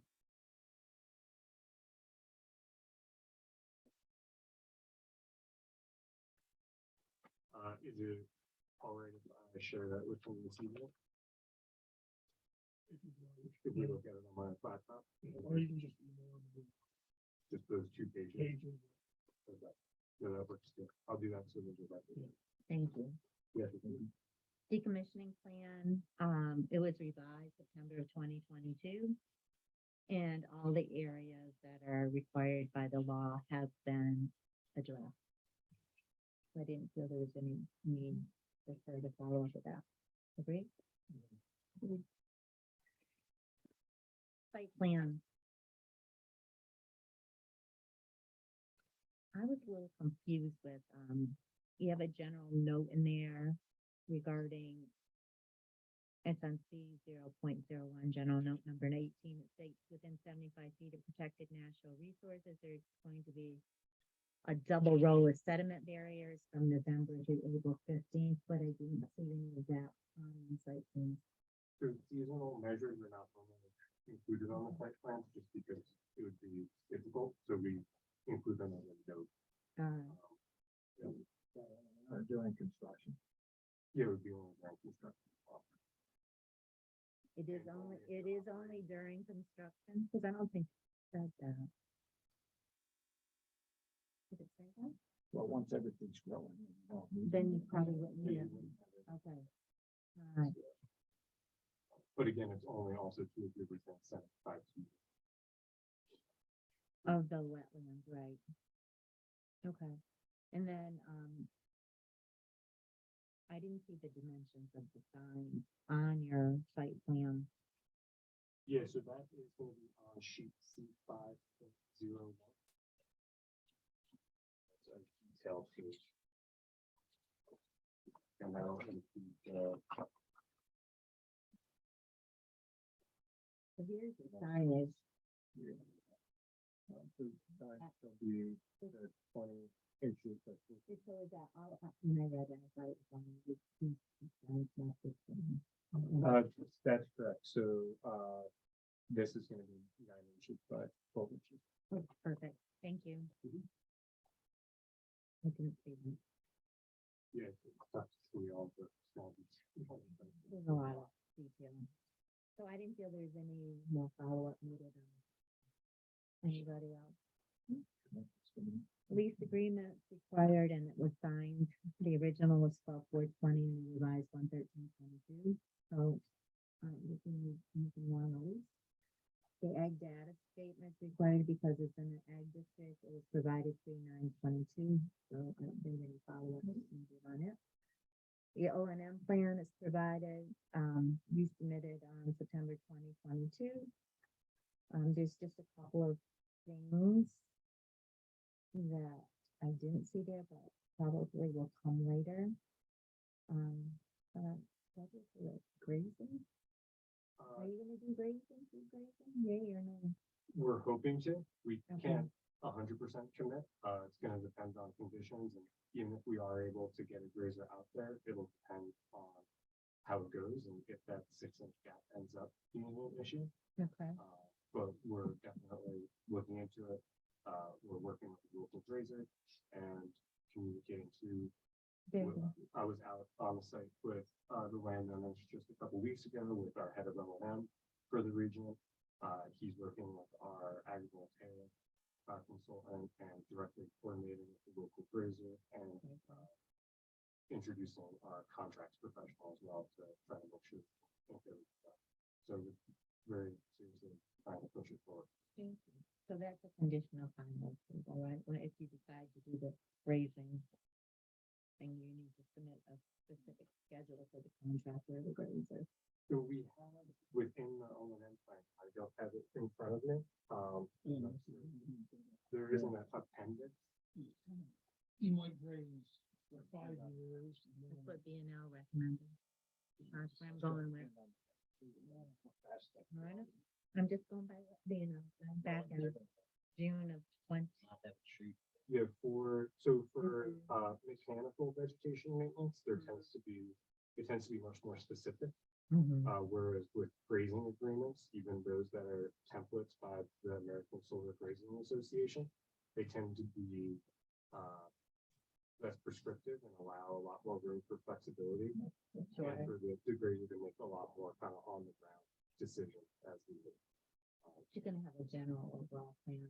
She's gonna graze once a month for 2 weeks or whatever. it is. What? Go ahead. May 1st through October 1st. Oh, yes, they are. I And thought- then they come on and they go off, depends on how the grass grows and whether it rains and what Mhm. temperature it is. But I think in some place in the document, the developer submitted, they talked about grazing for a couple of weeks. Every so many weeks. Taking them off, they're gonna move the sheep around. So correct? appendix 2 of our O&M plan that was submitted Mhm. for August, states that, depending on grazing practices, sheep will be on the site from May to September or for 2 to 3 weeks at a time every 5 weeks. Right, that's what I would. But we won't have much. This is about as Right, much that's as detail all as you as can get an agreement at this would time. contain. All right. For B and L's recommendations as well, we need a copy of the minutes and to bring that to the board as a condition of final approval and future land use plans for the remaining portions of the property and to be identified in the plan. So, my understanding was that we talked about some of the previous meetings. The actual O&M agreement would be a condition of approval for the CO. Because that's something that tends to happen towards the end of construction. as Yeah. opposed to before the building. Yeah. Okay. That's fine. And then in terms of future land uses, as we're only leasing 22 acres, all of which are shown as to what the use is going to be on those site plans, we definitely defer to the landowners, and particularly their letter of support that specifies their expectations for future land use, and would prefer not to include that in the O&M agreement because it's outside of, especially too, if you look at the recent O&M agreement, outside of the, well, Right, I know, it's we like know that it's outside of your so solar array. it would be outside of the purview of that legal contract. Oh, I see, okay. But the fine agricultural land component, the county recommended that, evidence be submitted of continued agricultural use, was one of the recommendations. We didn't. Oh, right, he's talking about, grazing, sheep grazing. Of the land, Bee pollinators, that's easy knowing that. the rest of it. The rest of the land belongs to them. To Vicky and Martin. So there's not gonna be any submitted evidence of continued agriculture. But there is. The pollinator net and the sheep grazing, right? So, yeah, and they've included that in the O and M thing. The owners can do whatever they want. They can do whatever they want. I'm just going by Yeah. B and L, identify future land use plans for the remaining portions of the property. Agriculture. So we can, And they said agricultural. Yeah. but they wanted it in the O and M plan, and what I'm hearing Jim say is that's outside of the lease. And we wouldn't have an O&M plan for the balance of the property. So that would be outside.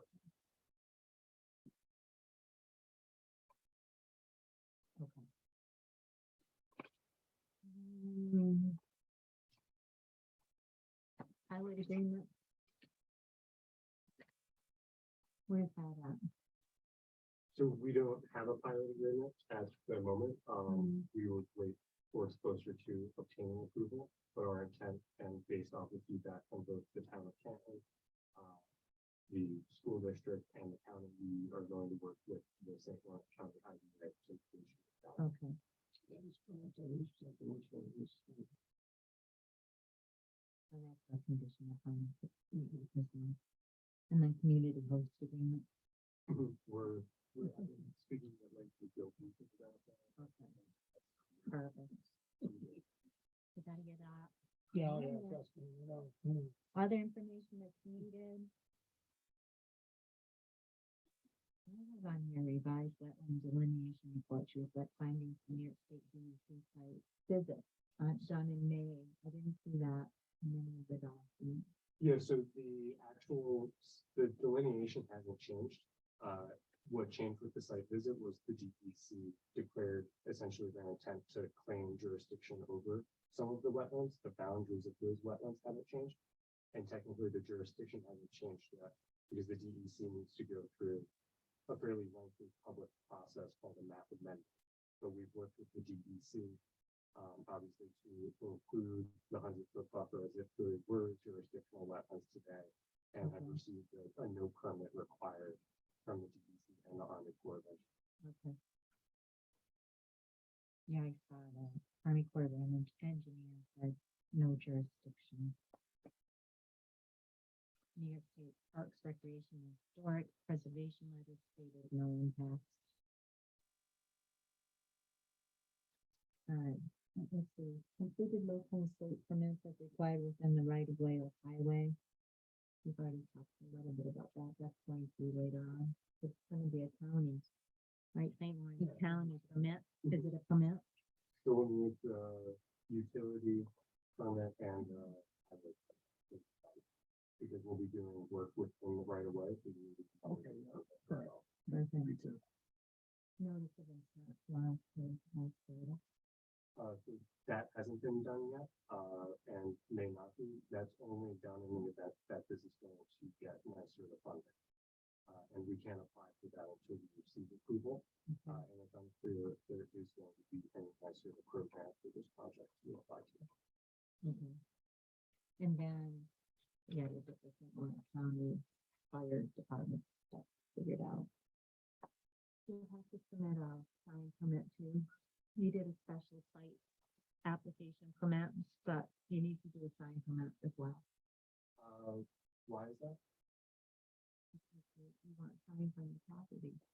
But signs for, my understanding off of the code is that signs for construction and or safety are not governed by sign permits and don't have to apply for sign permits. for something. We've done sign permits for every project, whether it be solar or whatever. So that's just a ministerial thing, part of it. Is that- Just a permit, yeah, it's not a big deal. And then, I don't know, did you have communication from DEC in July? Because in your comment log, you talked about including that New York State DEC letter from July, but I looked through it all, and Mike looked through it all, and there's no July. Yeah, so that should be included in the section F letter of the updated piece part 1 that was submitted in early August. It wasn't there. That's wrong. It was just an email. It wasn't a letter. It was just an email. I think there was an email, but the email was back from April. Actually, it's from May. It was May. It was a letter to, an email to you, Mike, stating you conducted a site visit May 23rd. All right. And because of what they said, we reduced your capacity. And I'm trying to look where that, it was on your comment log. That it was in there, but I didn't see it. Well, I am more than happy to Maybe. provide that today. And I don't really know what it says. Any other concerns or questions that we have about this application? Anything else that you can see that's missing or you have concerns over the application? So this is included in the section F letter and reference there, but also wanted to print it out. I know that's a massive document, so I have 8 copies here. Oh. Would you like me to- No, I only say one thing. Would folks? You guys want them? We're good. Okay. This is about the blending straight off. Yeah. Just confirmation. That's why the fence is, The 6-inch gap gap. for the blending turtle. So And then from April 1st to October 31st, no construction. Nothing. I don't remember seeing that. Yeah, You do but remember? all I did was copy and And they paste. said here, July one. So when you said section F, I went to rate section F. Whatever it is, no. Does anybody else want to read this? I don't know if Brandon has. So, Angela and Ross, we've been coordinating with at the DEC on the subject is actually kind of considered the preeminent. I saw her email, yeah, and I saw what she said. Yeah. When I believe you addressed all of her stuff. And her concerns about the blending turtles, right, the 6-inch gap. And you got 100-foot buffer, no construction within that zone and no plowing or of the area after, was it? Unless a biological monitor. Yeah, unless the geological. So that concerns more of your use of building. After July 28th. But they actually finished the Right, so. Any other concerns or questions about it? All the information we got on this part. Very nice. We looked then. Let's see for part 2. Just to know, we sent out letters to all the involved parties, declaring ourselves the lead agency, and this is an uncoordinated review. We don't have to coordinate with any other agency, but we do. I might have a point on that. I think it's a type 1 action, which requires coordinated review, which is why the notice of intent to the agency was set out. Well, again, it wasn't a declaration, but you're going to be the agency, spread around the notice of intent. They have 30 days to respond, and if nobody responds, which they haven't, then tonight you could declare yourselves lead agency and then declare the type 1 action, which would be coordinated. So no one, I will tell you what they said, the coordinated review. The town of Canton Planning Board declared their intent to act as the lead agency for the State Environmental Quality Review Act. The secret process on August 30, 2022, part 1 of the full environmental assessment form and a project location map were sent electronically to the interested and involved agencies listed in this table on September 13, 2022 to initiate a coordinated review of proposed action. The coordinated review period ends on October 13, 2022. Responses were received from the New York State Department of Conservation, St. Lawrence County Highway Department, St. Lawrence County Planning Department, St. Lawrence County Soil and Water Conservation District, St. Lawrence County Industrial Development Agency, Town of Canton Town Board, New York State Energy Research and Development Authority, and New York State Department of Ag and Markets.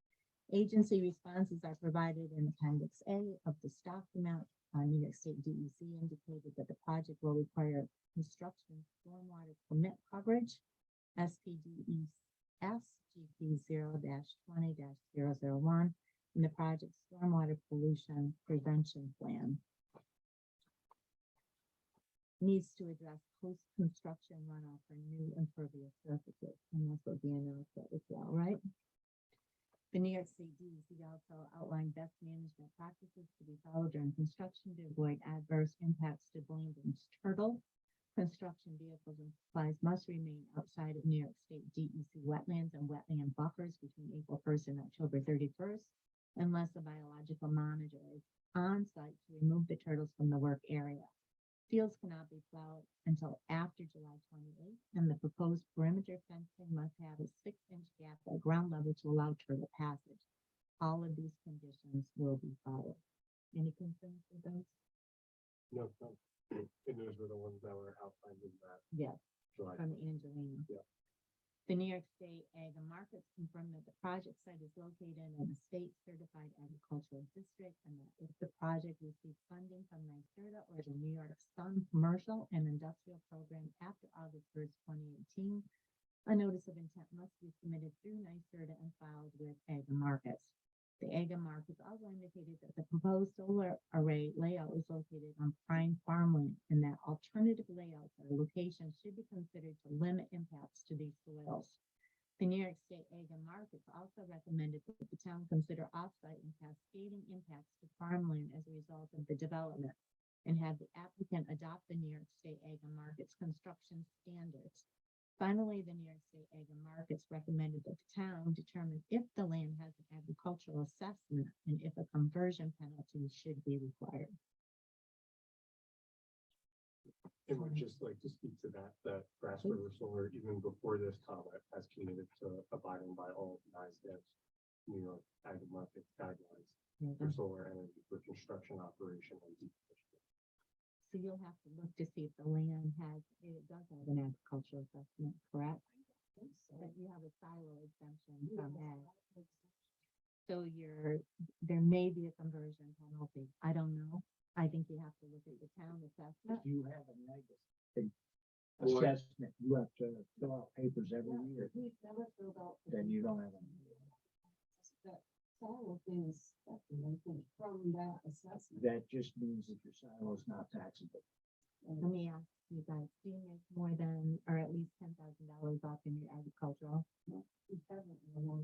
Okay. So they probably don't more than- Well, and for transparency, in case you are worried about it, if it does come up, we would pay any of the rollback tax penalty on the portion that was being taken out for ag exemption. I mean, I haven't filed that paper Mhm. in years, because when we stopped, when we stopped farming, we never did anything else that made $10,000. Right.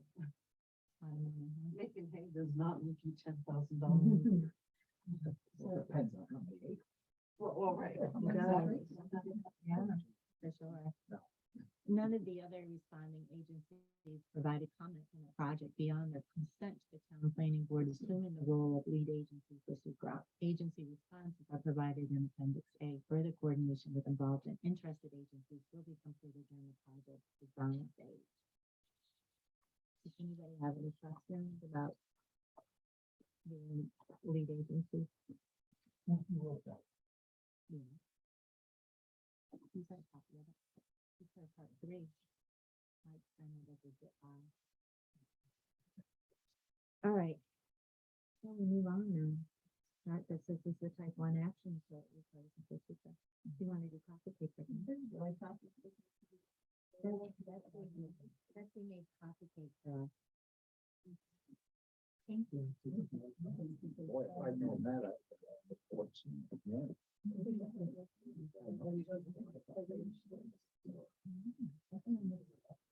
Oh, you've never been. Never learned anything.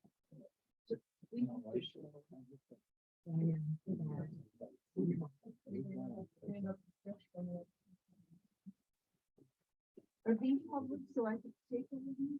Yeah. Cause I wanna show my face. My dad. If there are any other Those pictures on the computer, but it's not the same.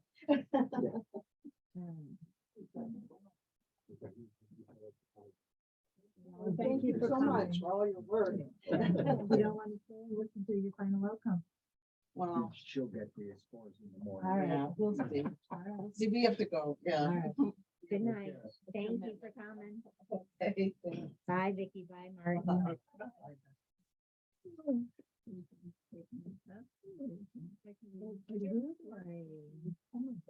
Thank you.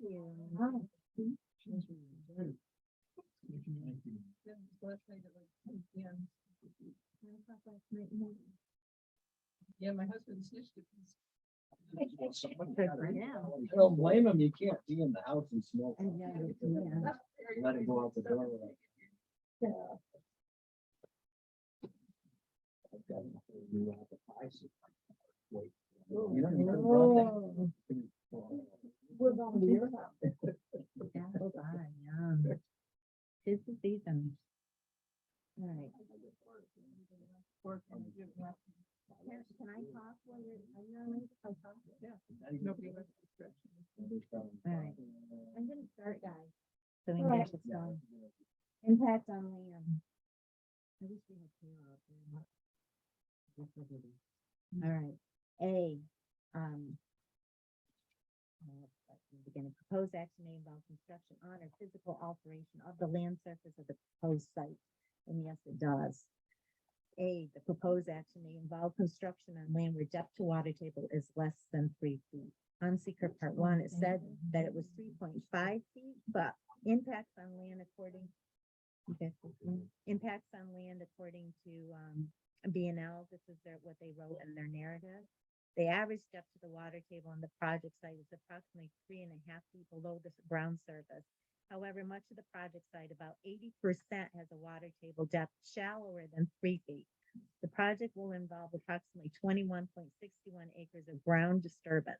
8 freshwater wetlands were delineated within project site. No disturbance is proposed within the identified freshwater wetlands or the 100-foot buffer of New York State DEC regulated wetlands. A SWEP was prepared for the project by Verdantera, which outlines the proper erosion control measures to be followed during construction. The project will require coverage under the state pollution discharge elimination system, general permit for stormwater discharges from construction activity. This permit will be obtained from New York State DEC by the applicant prior to construction. Dewatering of excavated areas, if necessary, will be completed in accordance with the SWEP. So they have that as a moderate, it's a large impact, because 80% is less than 3 feet. I'm just going to read to you what New York State. I called it none, but let's look to see what they say. Will there be an impact? Small impact is disturbance of land, including stormwater mitigation practices, is limited to areas without high water table. Or disturbance to land, including stormwater mitigation practices, will remain close to the surface but above the water table.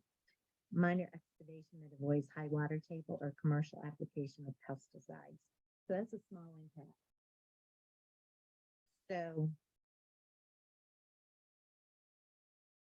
I'm sorry about the small, but let's do moderate to large. Major excavation that does not avoid high water table, there's not major excavation being done. Mining activity, there's no mining activity being done. Activity that does not have equilibrium between the amounts of groundwater withdrawal and recharge. And we know that the pre and post stormwater management is equivalent, so there's no excess in stormwater runoff.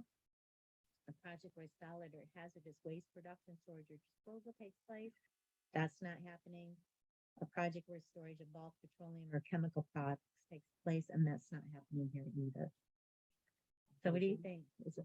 Read along with you. This is the part 2. Are you walking through part 2? I'm walking through part 2, and right now I'm looking at DEC's for question 1, impacts on land that's on their website. How they define. And how they generalize and large. Just following along. Uh-huh. It's just- So I'm gonna go back and forth between 3 documents when I do this. Okay. All right, just so you know. All right, so what do you think? Is it small, medium, or large, or none? Magnitude? No, Well, impact. the hard part is that it changes in construction. In other words, Well, so the question is, the proposed action may involve construction on land with depth to water tables less than 3 feet, and according to B&L, 80% is. But according to part 1 of the seeker, it's 3.5 feet is the average. Was referring to the entire parcel or just the 22 acres? I'm hoping they're referring to just your 22 acres. So in your 22 acres that you're going to put the solar array, how much of it has a depth to water table less than 3 feet? Well, the average is 3.5. That's what I got from seeker part 1. Yeah.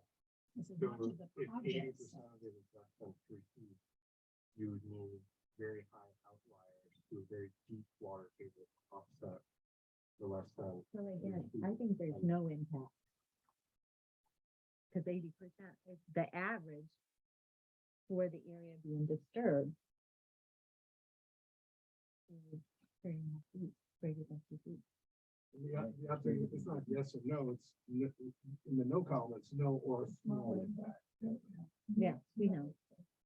So what do you, and BNL has a moderate to large impact.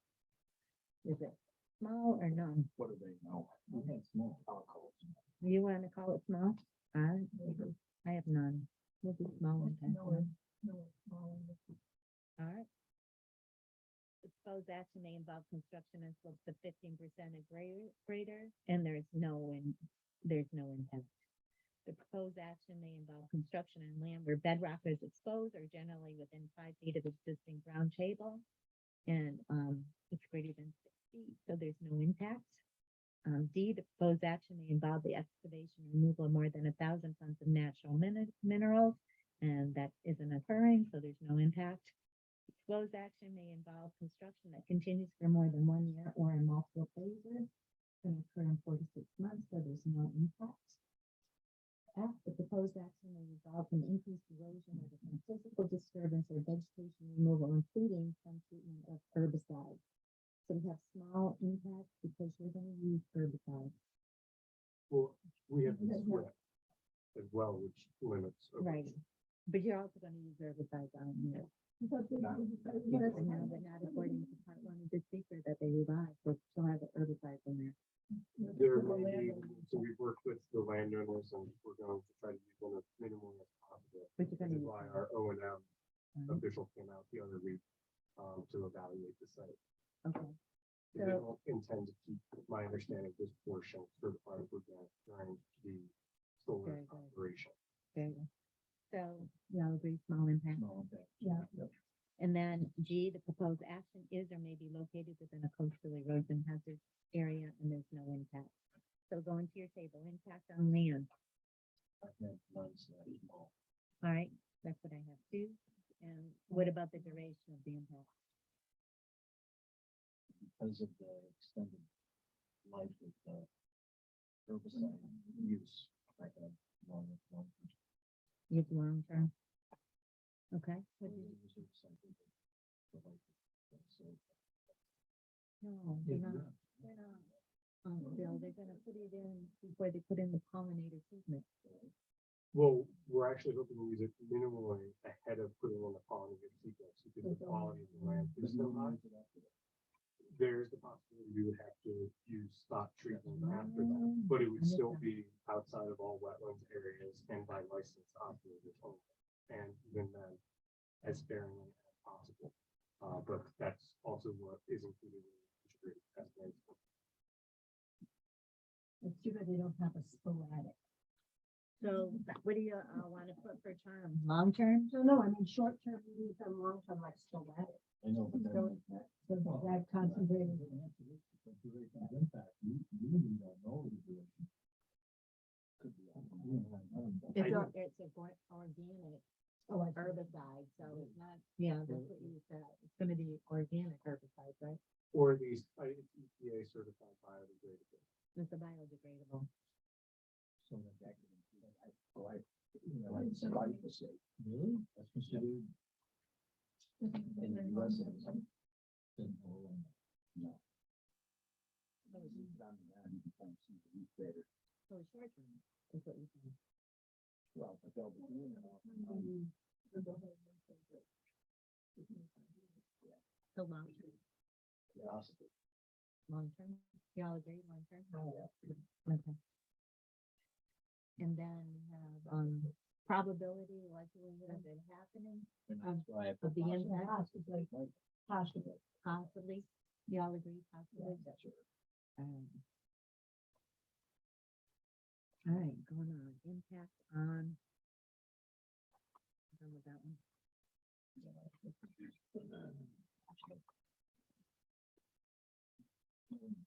Impact on geological features, there's none. Impact on surface waters. Yes, there is. The proposed action may affect one or more wetlands or other surface water bodies, for example, streams, rivers, ponds, or lakes.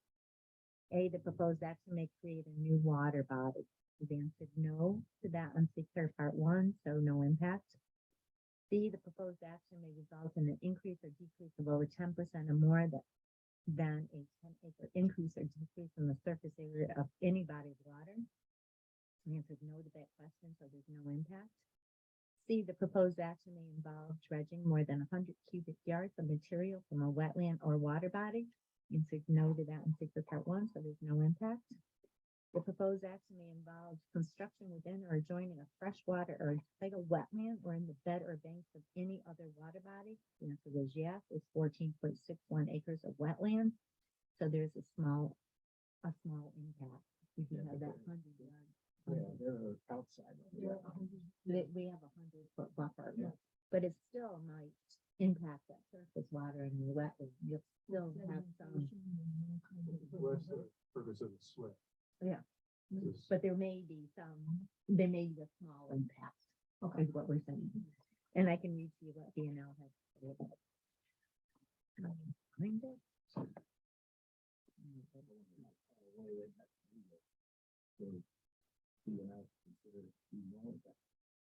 I know.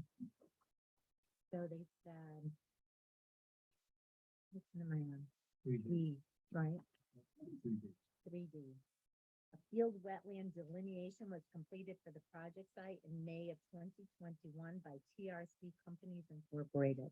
The resulting wetland boundaries are shown on the site plans.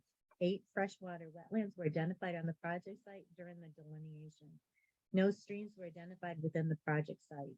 6 of the wetlands, and they named them, were assumed to be jurisdictional to the U.S. Army Corps of Engineers as waters of the U.S. under Section 404 of the Clean Water Act. 2 wetlands, W2 and W4, were assumed to be non-jurisdictional to the U.S. Army Corps of Engineers because they did not have any observable connections to waters of the U.S. The U.S. Army Corps of Engineers issued a preliminary jurisdictional determination and no permit required letter for the project on December 2nd, 2021. The New York State DEC conducted a wetland verification site visit on May 23rd, 2022, and confirmed that delineated wetlands W3, W5, and W6 are state jurisdictional under Article 24 as extension of mapped New York State DEC wetland C2-2. No work, equipment station, or other sources of ground disturbance are proposed within the identified freshwater wetlands or the 100-foot adjacent areas of New York State DEC regulated wetlands. Therefore, a Section 404 permit from the U.S. Army Corps of Engineers and Section 401 Article 24 permits from DEC are not required for the project.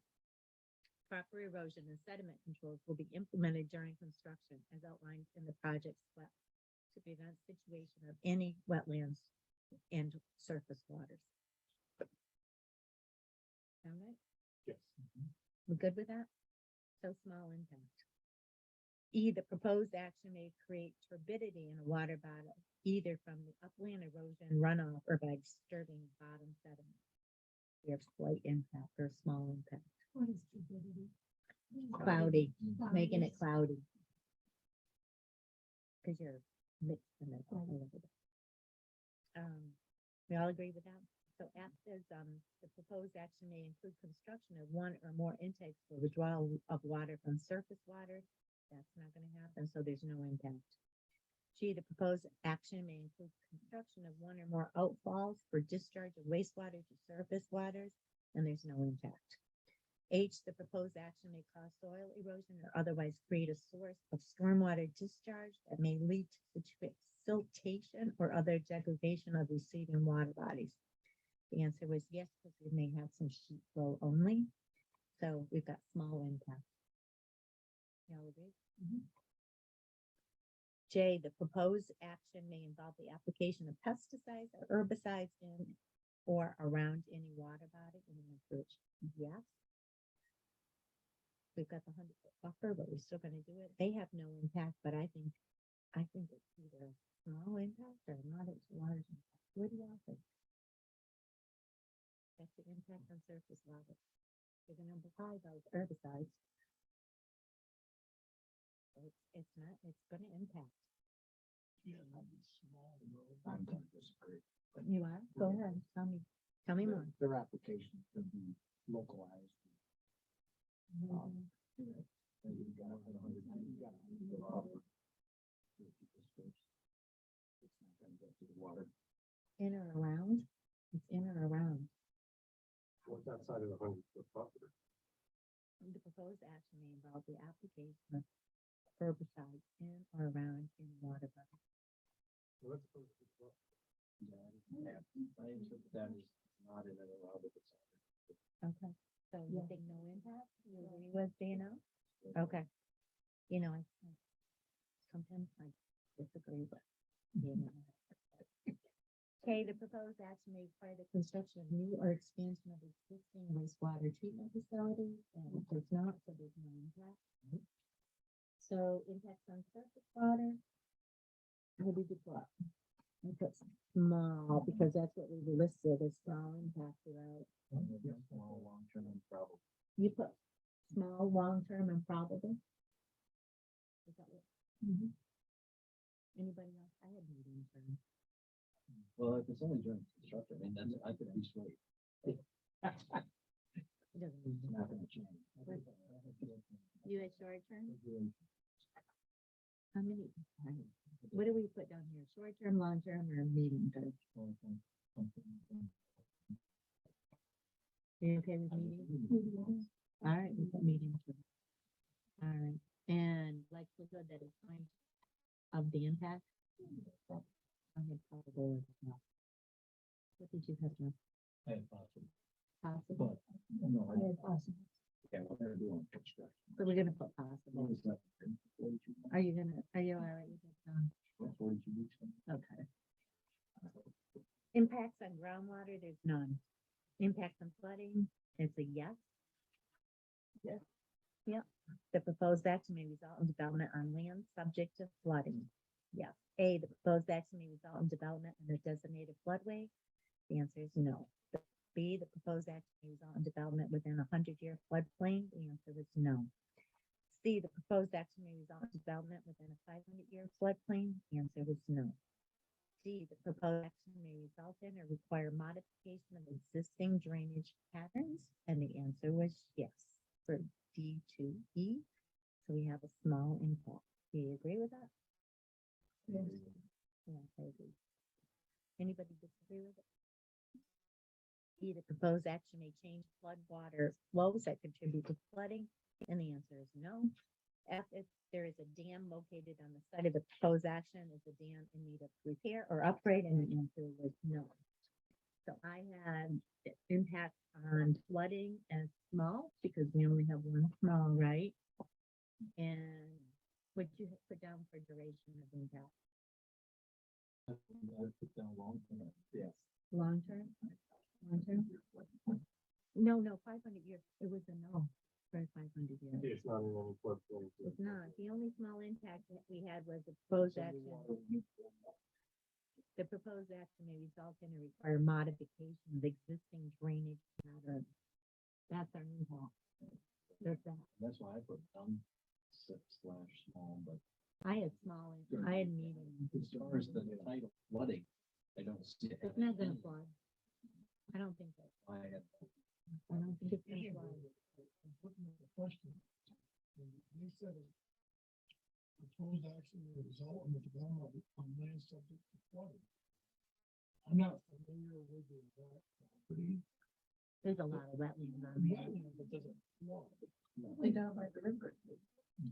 So the only part that we're saying there's a little bit of an impact is the change in the flow with the drainage, because if there was no change, we wouldn't have any need for a swap. You would, Yeah. it's a legal requirement, It is. but I'm looking at the that. Doesn't the slip have to, there aren't gonna be any increases in runoff of the property? And that's true, but it can change the way the flood water flows. And then it will flow into the grass, water filters, or wherever it's gonna flow, it's going to be different than what it is without the solar array. Not off the top. No, because it doesn't relate to that, it just says, and the development of the land. This is where the solar array is, and you're changing the drainage flow. because of the solar array. And so we're just talking about, and I know I'm letting you guys add your 2 cents in here, but we need the board needs to really talk about this. I'm okay with small, but it's for me, it's the edge of. Well, I think it's all the none. Inconsequential. Do y'all agree with that? Very All right. Small. And the likelihood of it happening? of the changing of the flooding? Possibly. Possibly. Possibly. Because if they mitigate, like they say they're gonna mitigate, then Okay.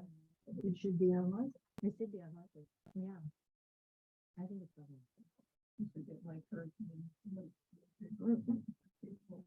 Anyway, we'll leave it like that. Impacts on air, there's none. Impacts on plant and animals, there are some. Proposed action may result in a loss of flora or fauna. Yes, A, the proposed action may cause reduction in population or loss of individuals of any threatened. Yeah, book things on it. Threatened or endangered species as listed by New York State or the federal government that use the site or are found on, over, or near the site, there's no impact. B, the proposed action may result in a reduction or degradation of any habitat used by any rare, threatened, or endangered species as listed by New York State or the federal government. We have a small impact. We have those landing turtles. Even though we have planned for it. Yeah, but it may result, the thing is, this may result in. C, the proposed action may cause reduction in population or loss of individuals of any species of special concern or conservation needs as listed by New York State or the federal government that use the site or are found on, over, or near the site. And the answer is no impact. D, the proposed action may result in a reduction or degradation of any habitat used by any species of special concern and conservation need as listed by New York State or the federal government, and we have no impact. E, the proposed action may diminish the capacity of a registered national natural landmark to support the biological community it was established to protect, and there's no impact. F, the proposed action may result in the removal of or ground disturbance in any portion of a designated significant natural community, and the answer is no impact. G, the proposed action may substantially interfere with nesting, breeding, foraging, or overwintering habitats for the predominant species that occupy or use the project site, and there is a small impact. Do you all agree with that? H, the proposed action requires a conversion of more than 10 acres of forest, grassland, or any other regionally or locally important habitat, and we have no impact. And I, the proposed action, commercial, industrial, or recreational projects only, involves use of herbicides or pesticides, and we have no impact. Because you're going to use herbicides.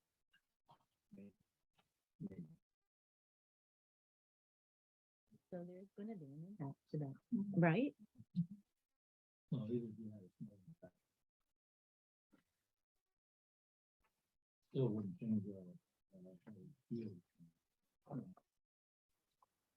Probably not.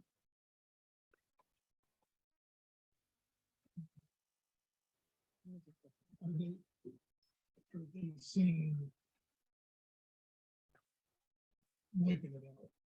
Like, for commercial, residential projects where they're going and they just spray it down and kill it all. I'm going to read to you what Oh, Steve okay. said. So, it was I, right? It said, pesticides include all herbicides and weeds. Any substance or mixture of substances intended for preventing, destroying, repelling, or mitigating any insects, rodents, fungi, weeds, or other form of plant or animal life, or viruses, except viruses on or in living beings or other animals, which the department shall declare to be a pest, and any substance or mixture of substance intended as a plant regulator, defoliant, or desiccant. So that's what we're talking about, right? So it meets the definition of what they're going to use herbicide for. So will there be an impact? If no pesticides, and I'm going to use pesticides to include herbicides because that's what they do, are being applied to the project, then there's no related impact. A small impact would occur under one or more of these circumstances. A small area will be impacted and that area is isolated so that pesticides or herbicides do not travel into stormwater runoff. Pesticides or herbicides will be done on a one-time basis. Zone service. And then integrated pest management methods will be used in a small area, and it's not really about pest management. Unless, Yeah, I can cover it. okay. Integrated pest management methods will be used in a small area of land such as around a commercial building. So it doesn't really apply to that because it's a bigger area than a small area, and it's not just around a commercial building. But it is You- spot treatment. You disagree?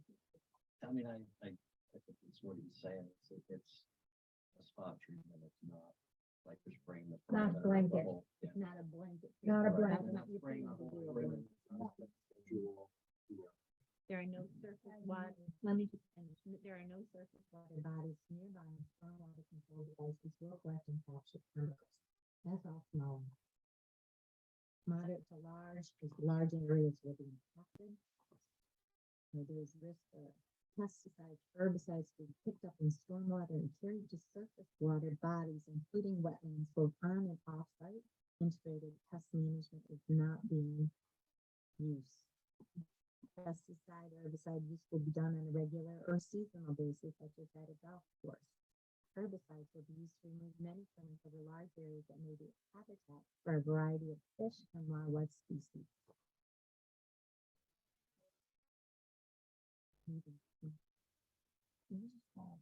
Small, y'all think it's small?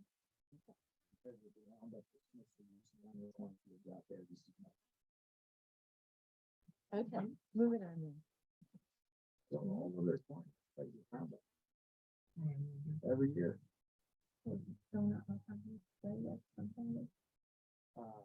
organic ones. you know. If you wanna grow good corn, you gotta grow organic, or, around the 30 corn. Interesting. I don't eat the corn. What? I said I eat the corn. I don't know if I leave it on the sweet corn. You don't have to. Oh, I'm sorry. Hi. I thought I heard somebody laughing here. I'm just gonna finish this one and then we'll talk to you. Impact on aesthetic resources. There's a yes, the land use of the proposed action are obviously different from or are in sharp contrast to current land use patterns between the proposed project and the scenic or aesthetic resource.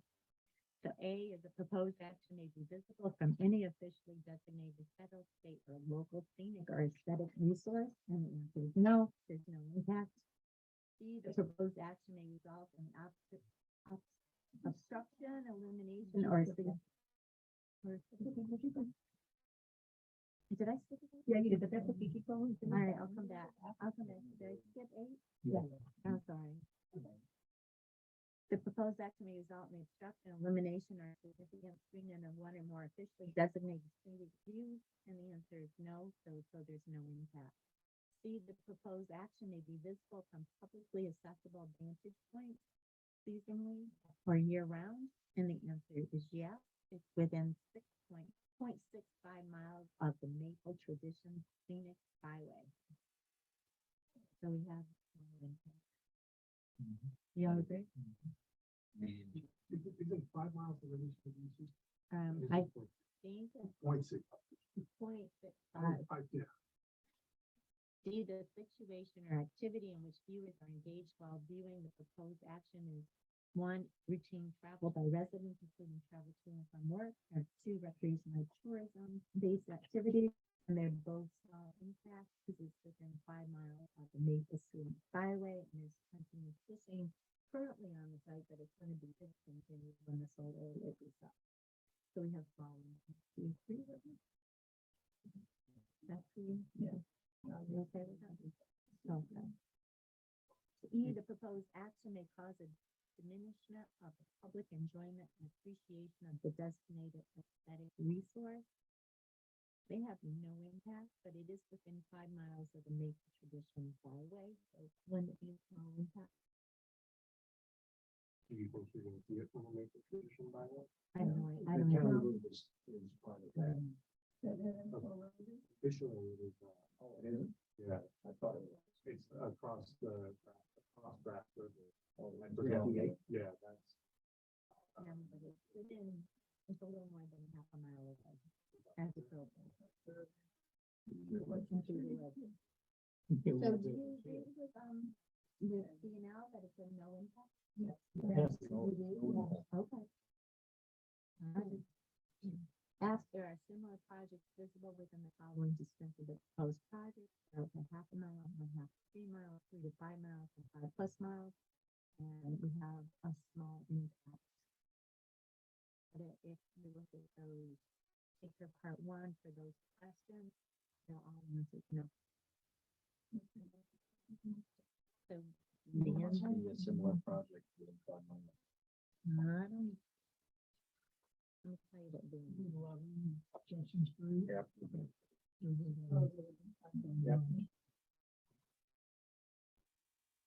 But no, no. Some are within, I or visible.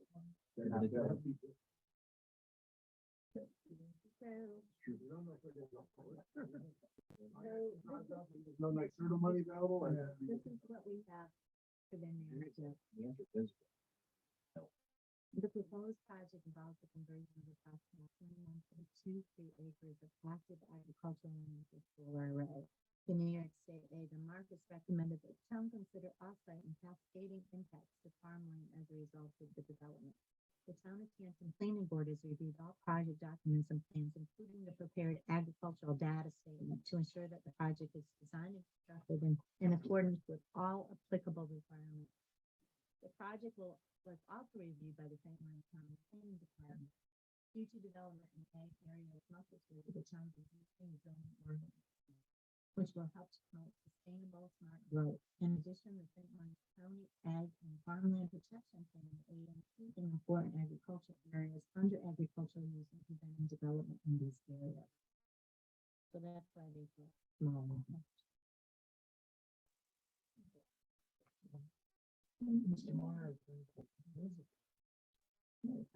There are similar projects visible within the following distance of the proposed project. no. There is a, Visible. not visible. Not yet.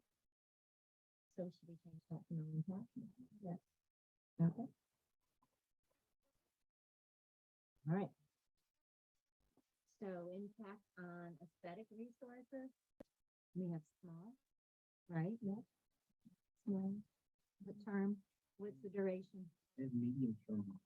That's what I had. 10 years before the trees are. Yeah. You have medium term as well? And Probably. you have probable? Okay. All right, what else I got? Impact on agricultural resources, that's the big one, isn't it? Let's go back to this. Impact on agricultural resources. Proposed action may impact agricultural resources, and it does indeed. A, the proposed action may impact soil classified within soil groups 1 through 4 of the New York State land classification system. And we're using 8 acres of prime, 9.6 acres of prime if draining land. So they wrote down as okay.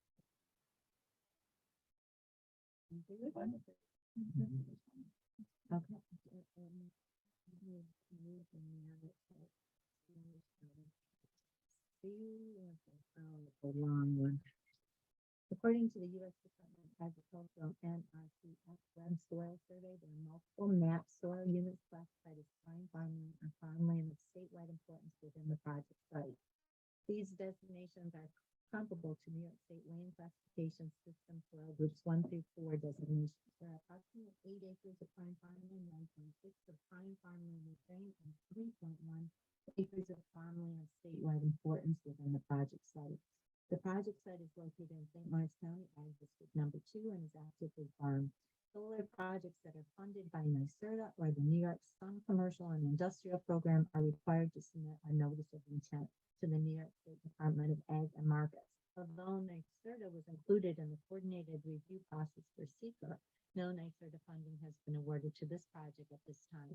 If NYSERDA funding is awarded in the future, coordination with New York State Ag and Markets will be completed. Regardless of the notice of intent requirement, the project will be constructed in accordance with New York State Ag and Market guidelines for agricultural mitigation for solar energy projects.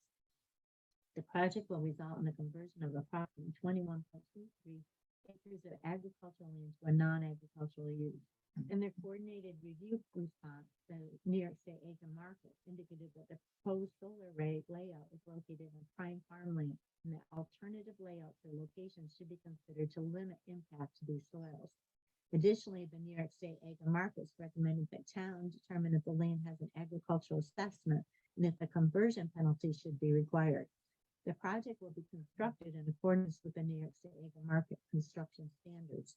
Soils classified as prime farmland will not be removed from the site. Agricultural impacts will be considered by the St. Lawrence County IDA when they negotiate a payment in lieu of taxes agreement with the applicant and by the town of Canton when they negotiate a host community agreement. The anticipated loss of agricultural land is not expected to constitute a significant impact, as there are approximately 615,040 acres of farmland in ag districts in St. Lawrence County, which will not be impacted by the project. The applicant has a lease agreement in place with the landowners, which became effective in December 2020. The property owners will continue to farm other portions of the property that are outside the project's limits of disturbance. The portion of the parcel on the northern side of County Route 27 will not be disturbed by the project. An existing grass access drive along the northern boundary of the site will be maintained to allow the owners full access to the rest of the property. In addition, the site will be restored to its pre-development condition after the solar array is decommissioned, anticipated to be 25 years after installation, and may be used for agricultural purposes again at that time. So, what do you think? Small impact, all right. B, the proposed action may sever, cross, or otherwise limit access to agricultural land, including cropland, hayland, hayfields, pasture, vineyard, forest, orchards, etc. I believe that, we do have that grass access there, so it doesn't really sever it. So we have a small impact. If you all agree with that. And they say Steve's response to the question. And then C, the proposed action may result in the excavation or compaction of the soil profile of active agricultural land, and they have a small impact. And they said, see the response I just verbalized? The solar array will convert approximately 21.23 acres of ag land to non-agricultural use, and construction of the proposed access drive and solar array may result in soil compaction. Soils classified as prime farmland will not be removed from the site. The site will be restored to its pre-development condition after the solar array is decommissioned, and may be used for agricultural purposes at that time if owners wish to do so. Small impact. All right. D, the proposed action may irreversibly convert ag land to non-ag use, either more than 2.5 acres if located in ag district, or more than 10 acres if not within an ag district. May have a moderate to large impact. It's not just the decommission. Let us talk about it, okay? Let us talk about it. I thought that this was a small impact. Let me just type in and think it's that irreversible piece of it. And let me just find just for DEC so I can tell you what it says.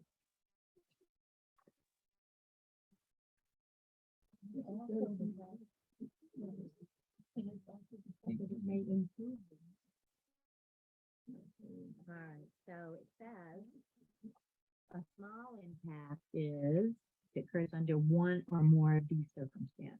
The proposed action may irreversibly convert ag land to a non-agricultural use, either less than 2.5 acres if located in an ag district, or less than 10 acres if not within an ag district. Is that irreversible? That gives me. Or land that is converted is a use that is compatible with agriculture. This could include low-density residential development, farm business, agritourism uses, or outdoor recreational uses like snowmobile trails or seasonal cleanups. I don't know. Then it's a moderate to large impact. Let me tell you what this says. Proposed action may irreversibly convert ag land to a non-ag use, either more than 2.5 acres if located in an ag district, or more than 10 acres if not within an ag district.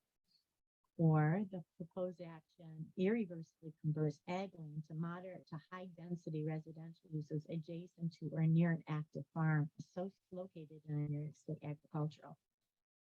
Or 3, known and identified critical masses of farmland are fragmented with non-farm. That might be it. New infrastructure such as roads, water, or sewer lines are installed into active farmland. That's another one, right? This is a growth inducing infrastructure that could eventually bring new development that will result in future conversion back to agricultural land.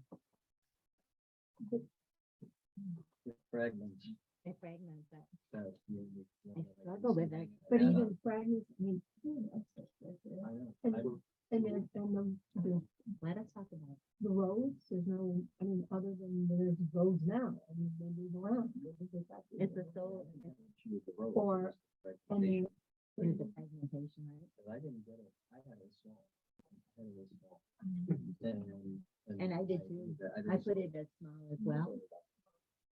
But then I, reading this again, That's, I'm wondering, is I that? think they're getting it. The Mhm. irreversible thing, like you said. None. Then we're Yeah. irreversible. and the fact that there are bees and possible whatever is going on around. So when you say fragmentation, It is small. you know, there's still things, agricultural use going on in the part itself. No, in other words, you've got bee pollination, you've got you've got the possible grazing, you've got it all interspersed. So there will be agricultural use in conjunction with, If they do. if they do, it. That's, well, if they do anything, I mean, or if the pollinators grow, or, you know, I mean, everything is like, hello. Just like down in the fence, like, you know, And they don't add anything extra in the narrative of it. Like that. So what do you guys think? Is it small, medium, or large? Over small. Apples to none. But small. is okay. I'm okay with small. All right, small it is. I'm okay with small. These days with that. No, they don't need to be. Yeah. The proposed action may disrupt or prevent installation of the agricultural land management system. They have small impact, and they said the solar array will be constructed on agricultural land. The project site will be available for agricultural land management systems such as irrigation, plowing, planting, pesticide application, etc., while the solar array is in operation. The applicant has a lease agreement in place with the property owners authorizing the use of this land for the project. The solar array is expected to operate for about 25 years, after which it will be decommissioned. The site will be returned to its original state. Agricultural operations could commence in the future after the solar array is decommissioned. So I originally put down moderate to large impact on E. Because this is what DEC says for small. The project construction phase results in temporary disruption to agricultural land management systems and or density of new residences or commercial uses is very low so as to be compatible with ongoing farming. And 3, proposed projects are agriculturally oriented, such as farm support businesses, processing facilities, or farm tourism facilities that are compatible with agricultural management systems. That's small. Moderate to large. Development brings large numbers of non-farm uses and dwellings to an area which can prevent installation of land management systems due to concerns about noise, odor, or farm practices such as use of fertilizers and pesticides.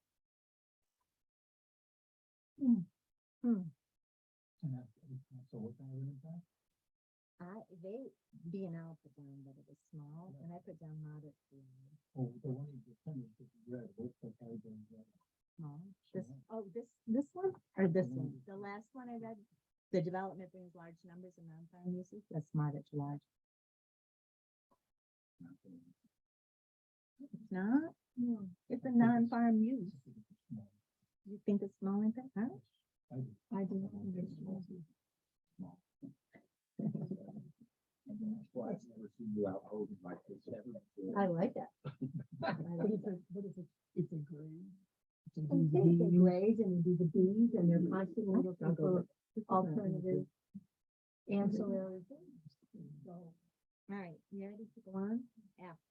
The proposed action may result directly or indirectly in increased development potential or pressure on the farmland. So for all of those secret part one questions, they were all answered no. They put small impact. And I put moderate impact. So let me just read what Dino said. The proposed project involves the conversion of approximately 21.23 acres of active agricultural land to a solar array. New York State Ag and Markets recommended that the town consider offsite and cascading impacts to farmland as a result of the development. Town of Canton Planning Board has reviewed all project documents and plans, including the prepared ag data statement to ensure that the project is designed and constructed in accordance with applicable requirements. The project was also developed by the St. Louis County Planning Department. Future development in ag areas must appear to the town consistent with zoning ordinances, which will help to promote sustainable smart growth. In addition, St. Louis County Ag and Farmland Protection Plan will aid in keeping important agricultural areas under ag use and preventing development in these locations. But let me tell you what DEC has to say about Plan F, right? So, small impact. The project includes very low density residential development and small scale non-residential development that can be shown to be compatible with farming. Or the project includes agricultural businesses, food processing, or other agribusinesses that require produce grown locally that would support continued active farming nearby and in the region. That's small impact. Moderate to large impact is likely that one or more moderate to large impacts could occur under one or more of these circumstances. One, moderate to high residential density that can result in loss of farmland and farming activity. Two, provision of water and sewer systems as well as road improvements that bring more people and traffic to a farming area. These are growth inducing and will likely negatively impact farms over time. Three, large commercial employers bringing in large structures, intense uses, and traffic that could adversely affect farms. And lastly, land use conversions that increase the price of land, make it harder for farmers to maintain their land due to increased taxes, and makes it harder to buy new land to expand operations. Well, I know it doesn't talk directly about solar arrays. It wants you to kind of gather what you're saying from what they're saying. So, does the proposed action result directly or indirectly in increased development potential or pressure on farmers? Is it a small impact? It does have pressure on farmers. Of course it does. But in the scheme of farmland in the well, town. 615,242 acres. And This this, is small. this parcel is contributing so little from an agricultural standpoint. It might as well not even be considered farming. No. They're not getting $10,000 worth of hay off of their property. If they were doing a good job just haying the land, they would get over $10,000 worth of hay off their property. They're not farming at all. They're not grazing. It's basically idle land right now. And to do this. But they're getting hay off them. But not to, It's just for their own use. and they don't even have animals in their barns all in. But I'm just saying, whatever happens with this part of the parcel is gonna have no impact on the agriculture in the town. It's not like Russ Food's got, no. So, small impact, is that what I'm hearing y'all say? Yes. All right. And then G, the proposed project is not consistent with the adapted municipal farmland protection plan. We have no impact. And I thought it was. a small impact. What do you think? Well, they're doing small impact, the proposed project occurs on land that are not currently farmed and that are not part of the critical mass of farmland identified in the municipality. That's a small impact. That's Isn't it? basically what I just said. Isn't it? So it's a small impact, it's not a no No, impact. it's not. Small or less. I'm okay with small. Yeah, I'm okay. with it. I was okay with none, but I'm also. Okay, good. Moving on. Is not consistent. No, no, okay. Yeah, I'm with you. So for agricultural resources, we have a small impact, right? Yes, Long term, yes. improbable. Okay. Okay, Well, it's not long for you, but long, okay. all right. So we did aesthetic, now we're on to historic and agricultural. And there's none. And impact on open space and recreation, there's none. Impact on critical environment areas, there's none. Impact on transportation, there's none. Impact on energy, there's none. Impact on noise, odor, and light, there is. The proposed action may result in an increase in noise, odors, or outdoor lighting. A, the proposed action may produce sound above noise levels established by local regulation. And it does indeed, it's during construction, so it's a small impact. C, the proposed action may result in blasting within 1,500 feet of any residence, hospital, school, licensed daycare center, or nursing home. There's no impact. The proposed action may result in routine odors. There's none of that. The proposed action may result in light shining onto adjoining properties, and there's none. The proposed action may result in lighting, creating sky glow brighter than existing area conditions, and there's no lighting, so there's no impact. So, small impact. Short term during construction, right? Short and probable. Right. Okay. And that was. Impact on noise. Oh, geez. Where's my-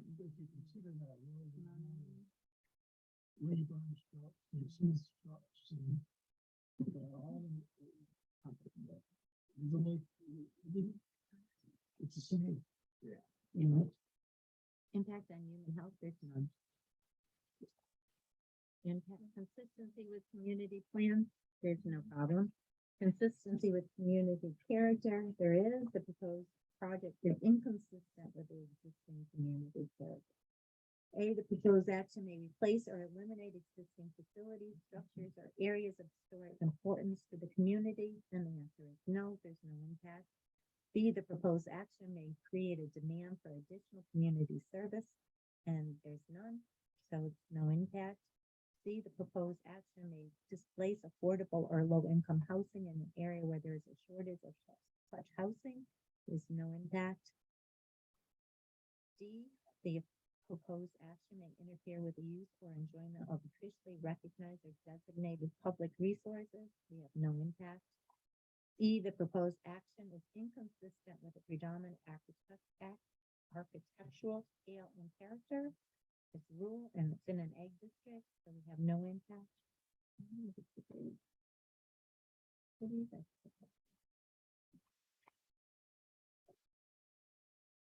Predominant architectural scale and character of the neighborhood is not solar arrays. No.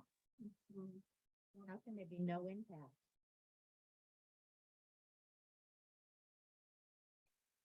Yeah. Right? How can there be no impact to that? Yeah, I didn't give it. All right, let me find it. I'll look at these. Which number? E. Small impact. The visual character of the area is changed in a minor way, but is generally consistent in the design, placement, size, color, intensity, and architecture of the neighborhood or community. Okay. Moderate to large. The proposed project introduces an architectural style that is in sharp contrast in its size, window or door size, and style, building materials, roof pitch, facade, color, signage with existing or surrounding building. That's a large moderate. to large.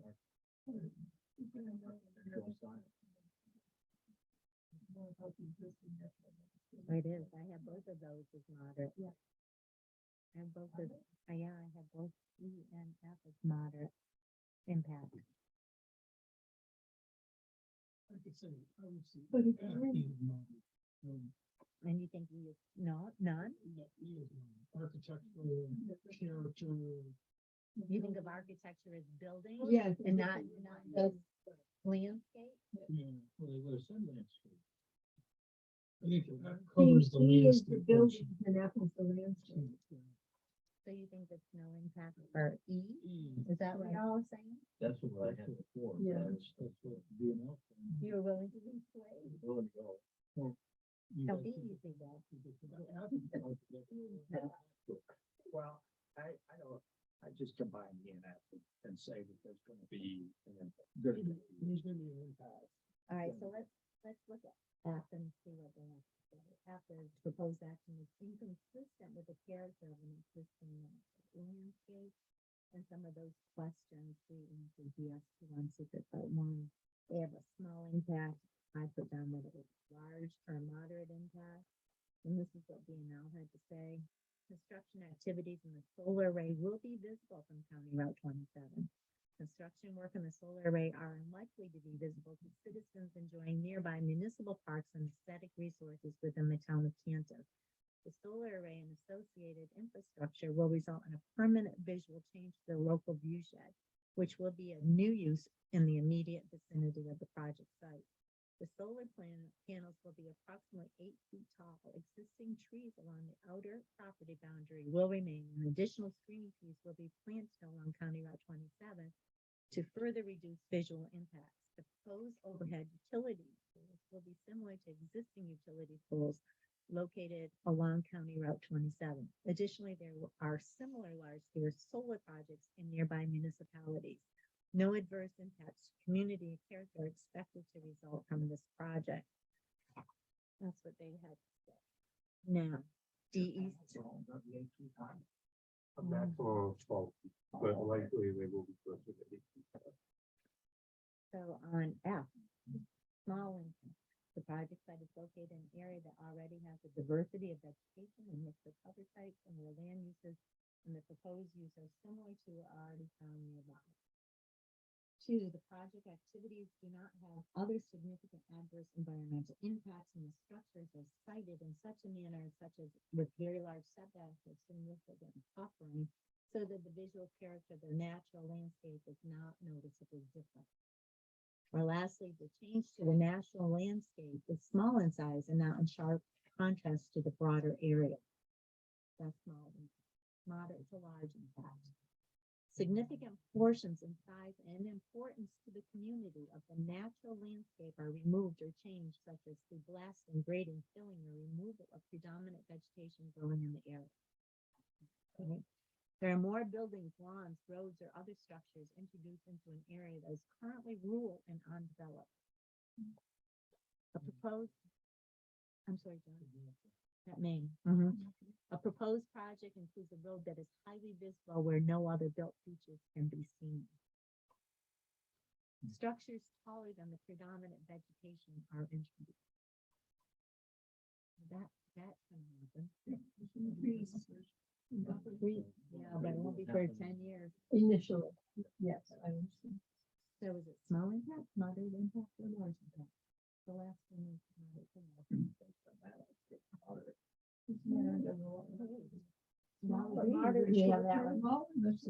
moderate to large. Moderate, and so it's moderate impact. Sure. Well, it wants 10 to be years. slow and wants to whatever. 10 years. And usually moderate or medium term. Okay. So moderate, medium term.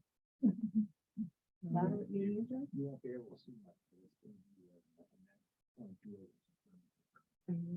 And it's probably gonna improve. Okay,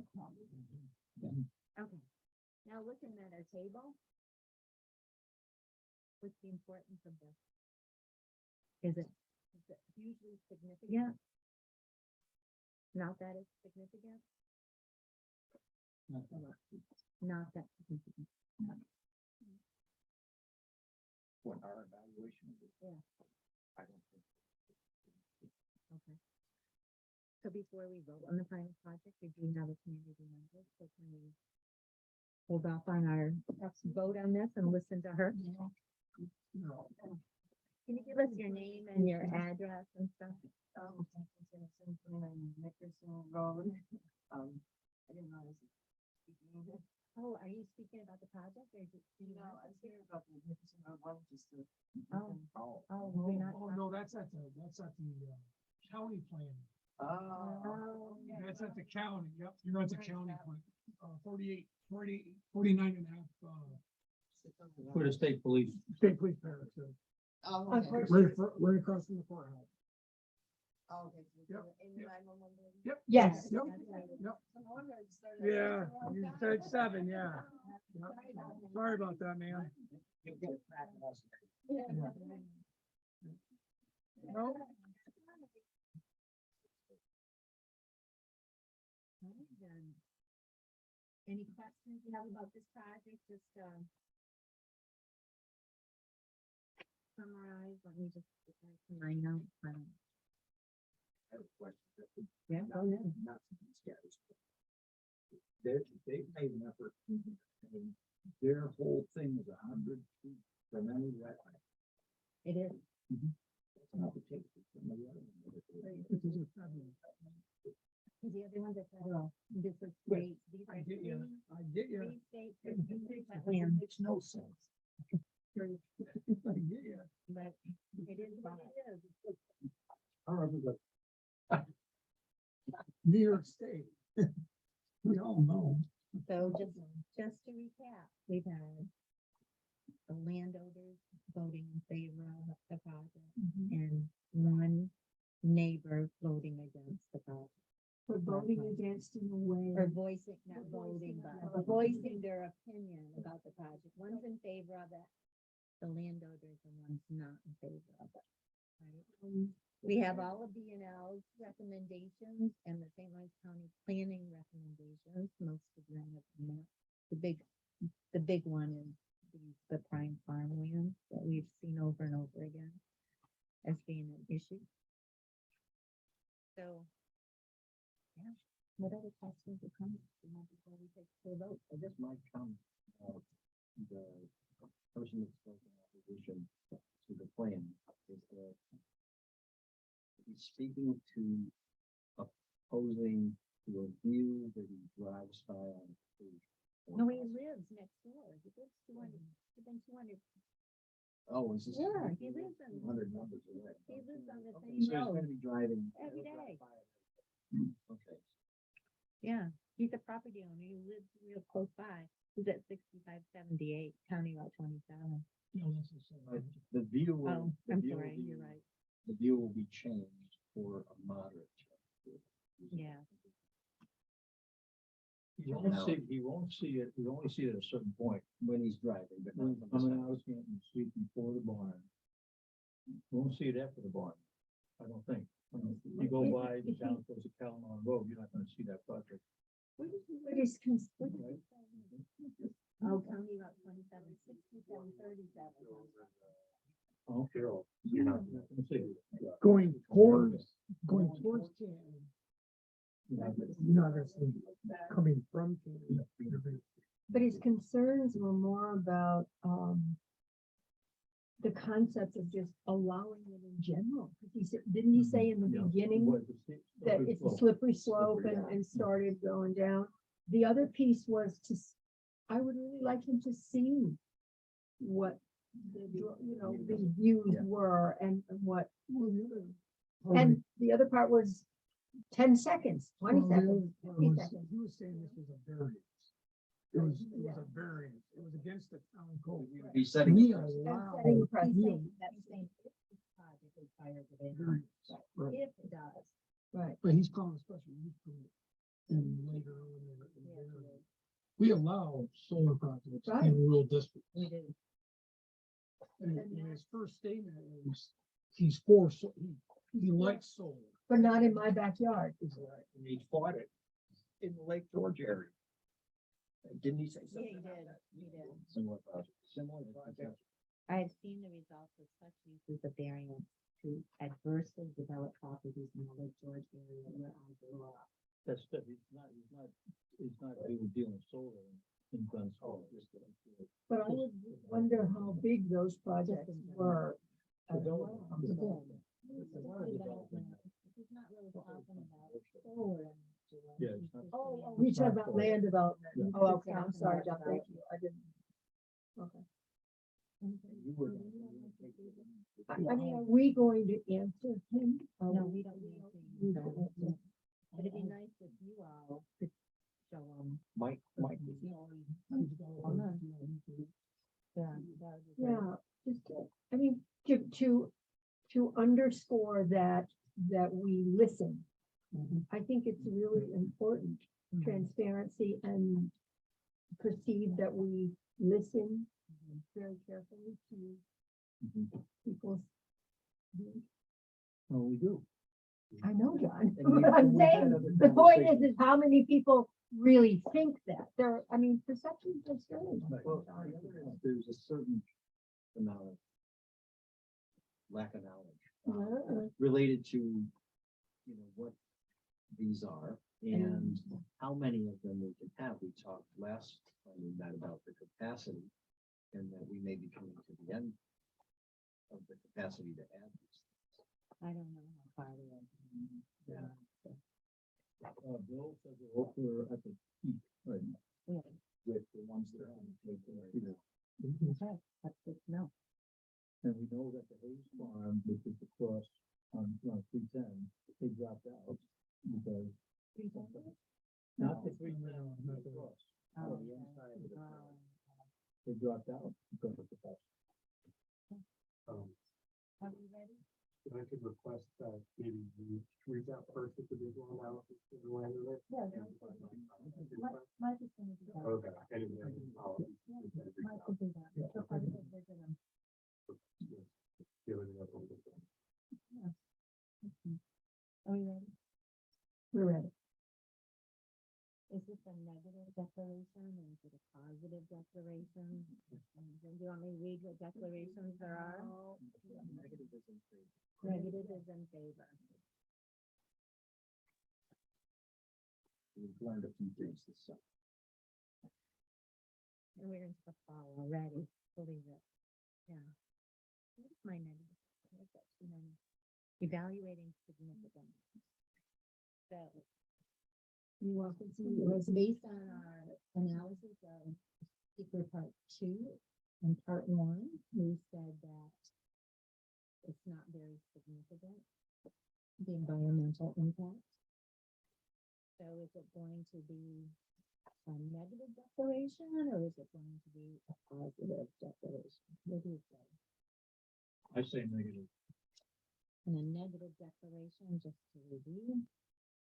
You've determined that none of the environmental impacts identified are significant, and we did that. Then check box a negative declaration. Agreed. All right, negative declaration. All right, so moving on. Let's do this. Resolution. Have you heard on this nuts and bolts stuff? Just because this is an action of the issuance of a negative declaration, boards have to act by a vote of the quorum. We finished.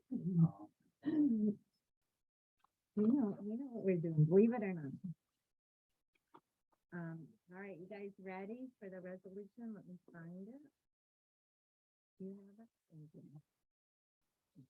So this is resolution number 2022-009, proposed action, Grass River Solar Project. Resolution determining that the proposed Grass River Solar Project is a type 1 action and will not have a significant adverse impact on the environment.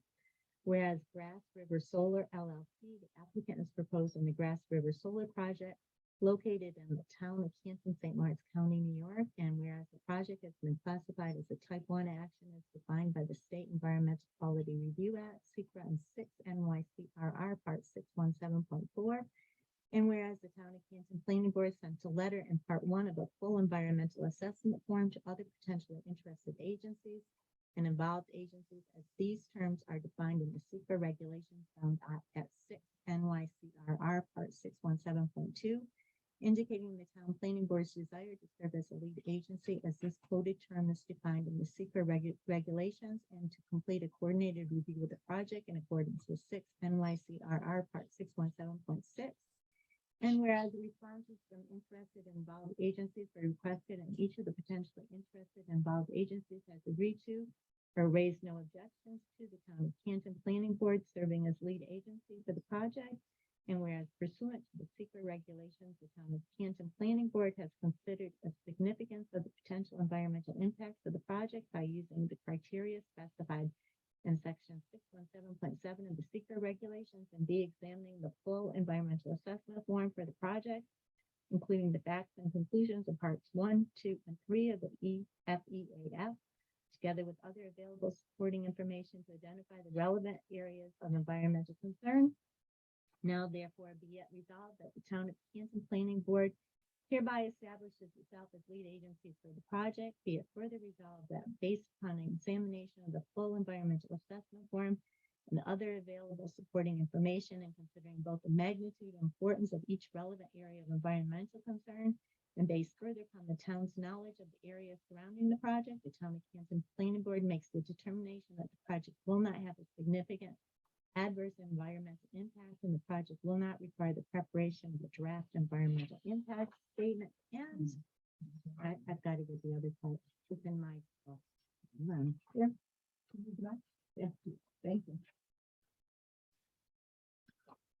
Be it further resolved that as a consequence of such findings and declaration and in compliance with the requirement of SECRA, the town of Canton Planning Board as lead agency hereby directs the town of Canton Planning Board chair to sign the full EAF Part 3 determination of significance, indicating that a negative declaration has been issued for the project. This resolution shall take effect immediately and will be properly noticed. The question of the adoption of the foregoing resolution was duly put to vote, and upon roll call, the vote was yes. Yes. Yes. No.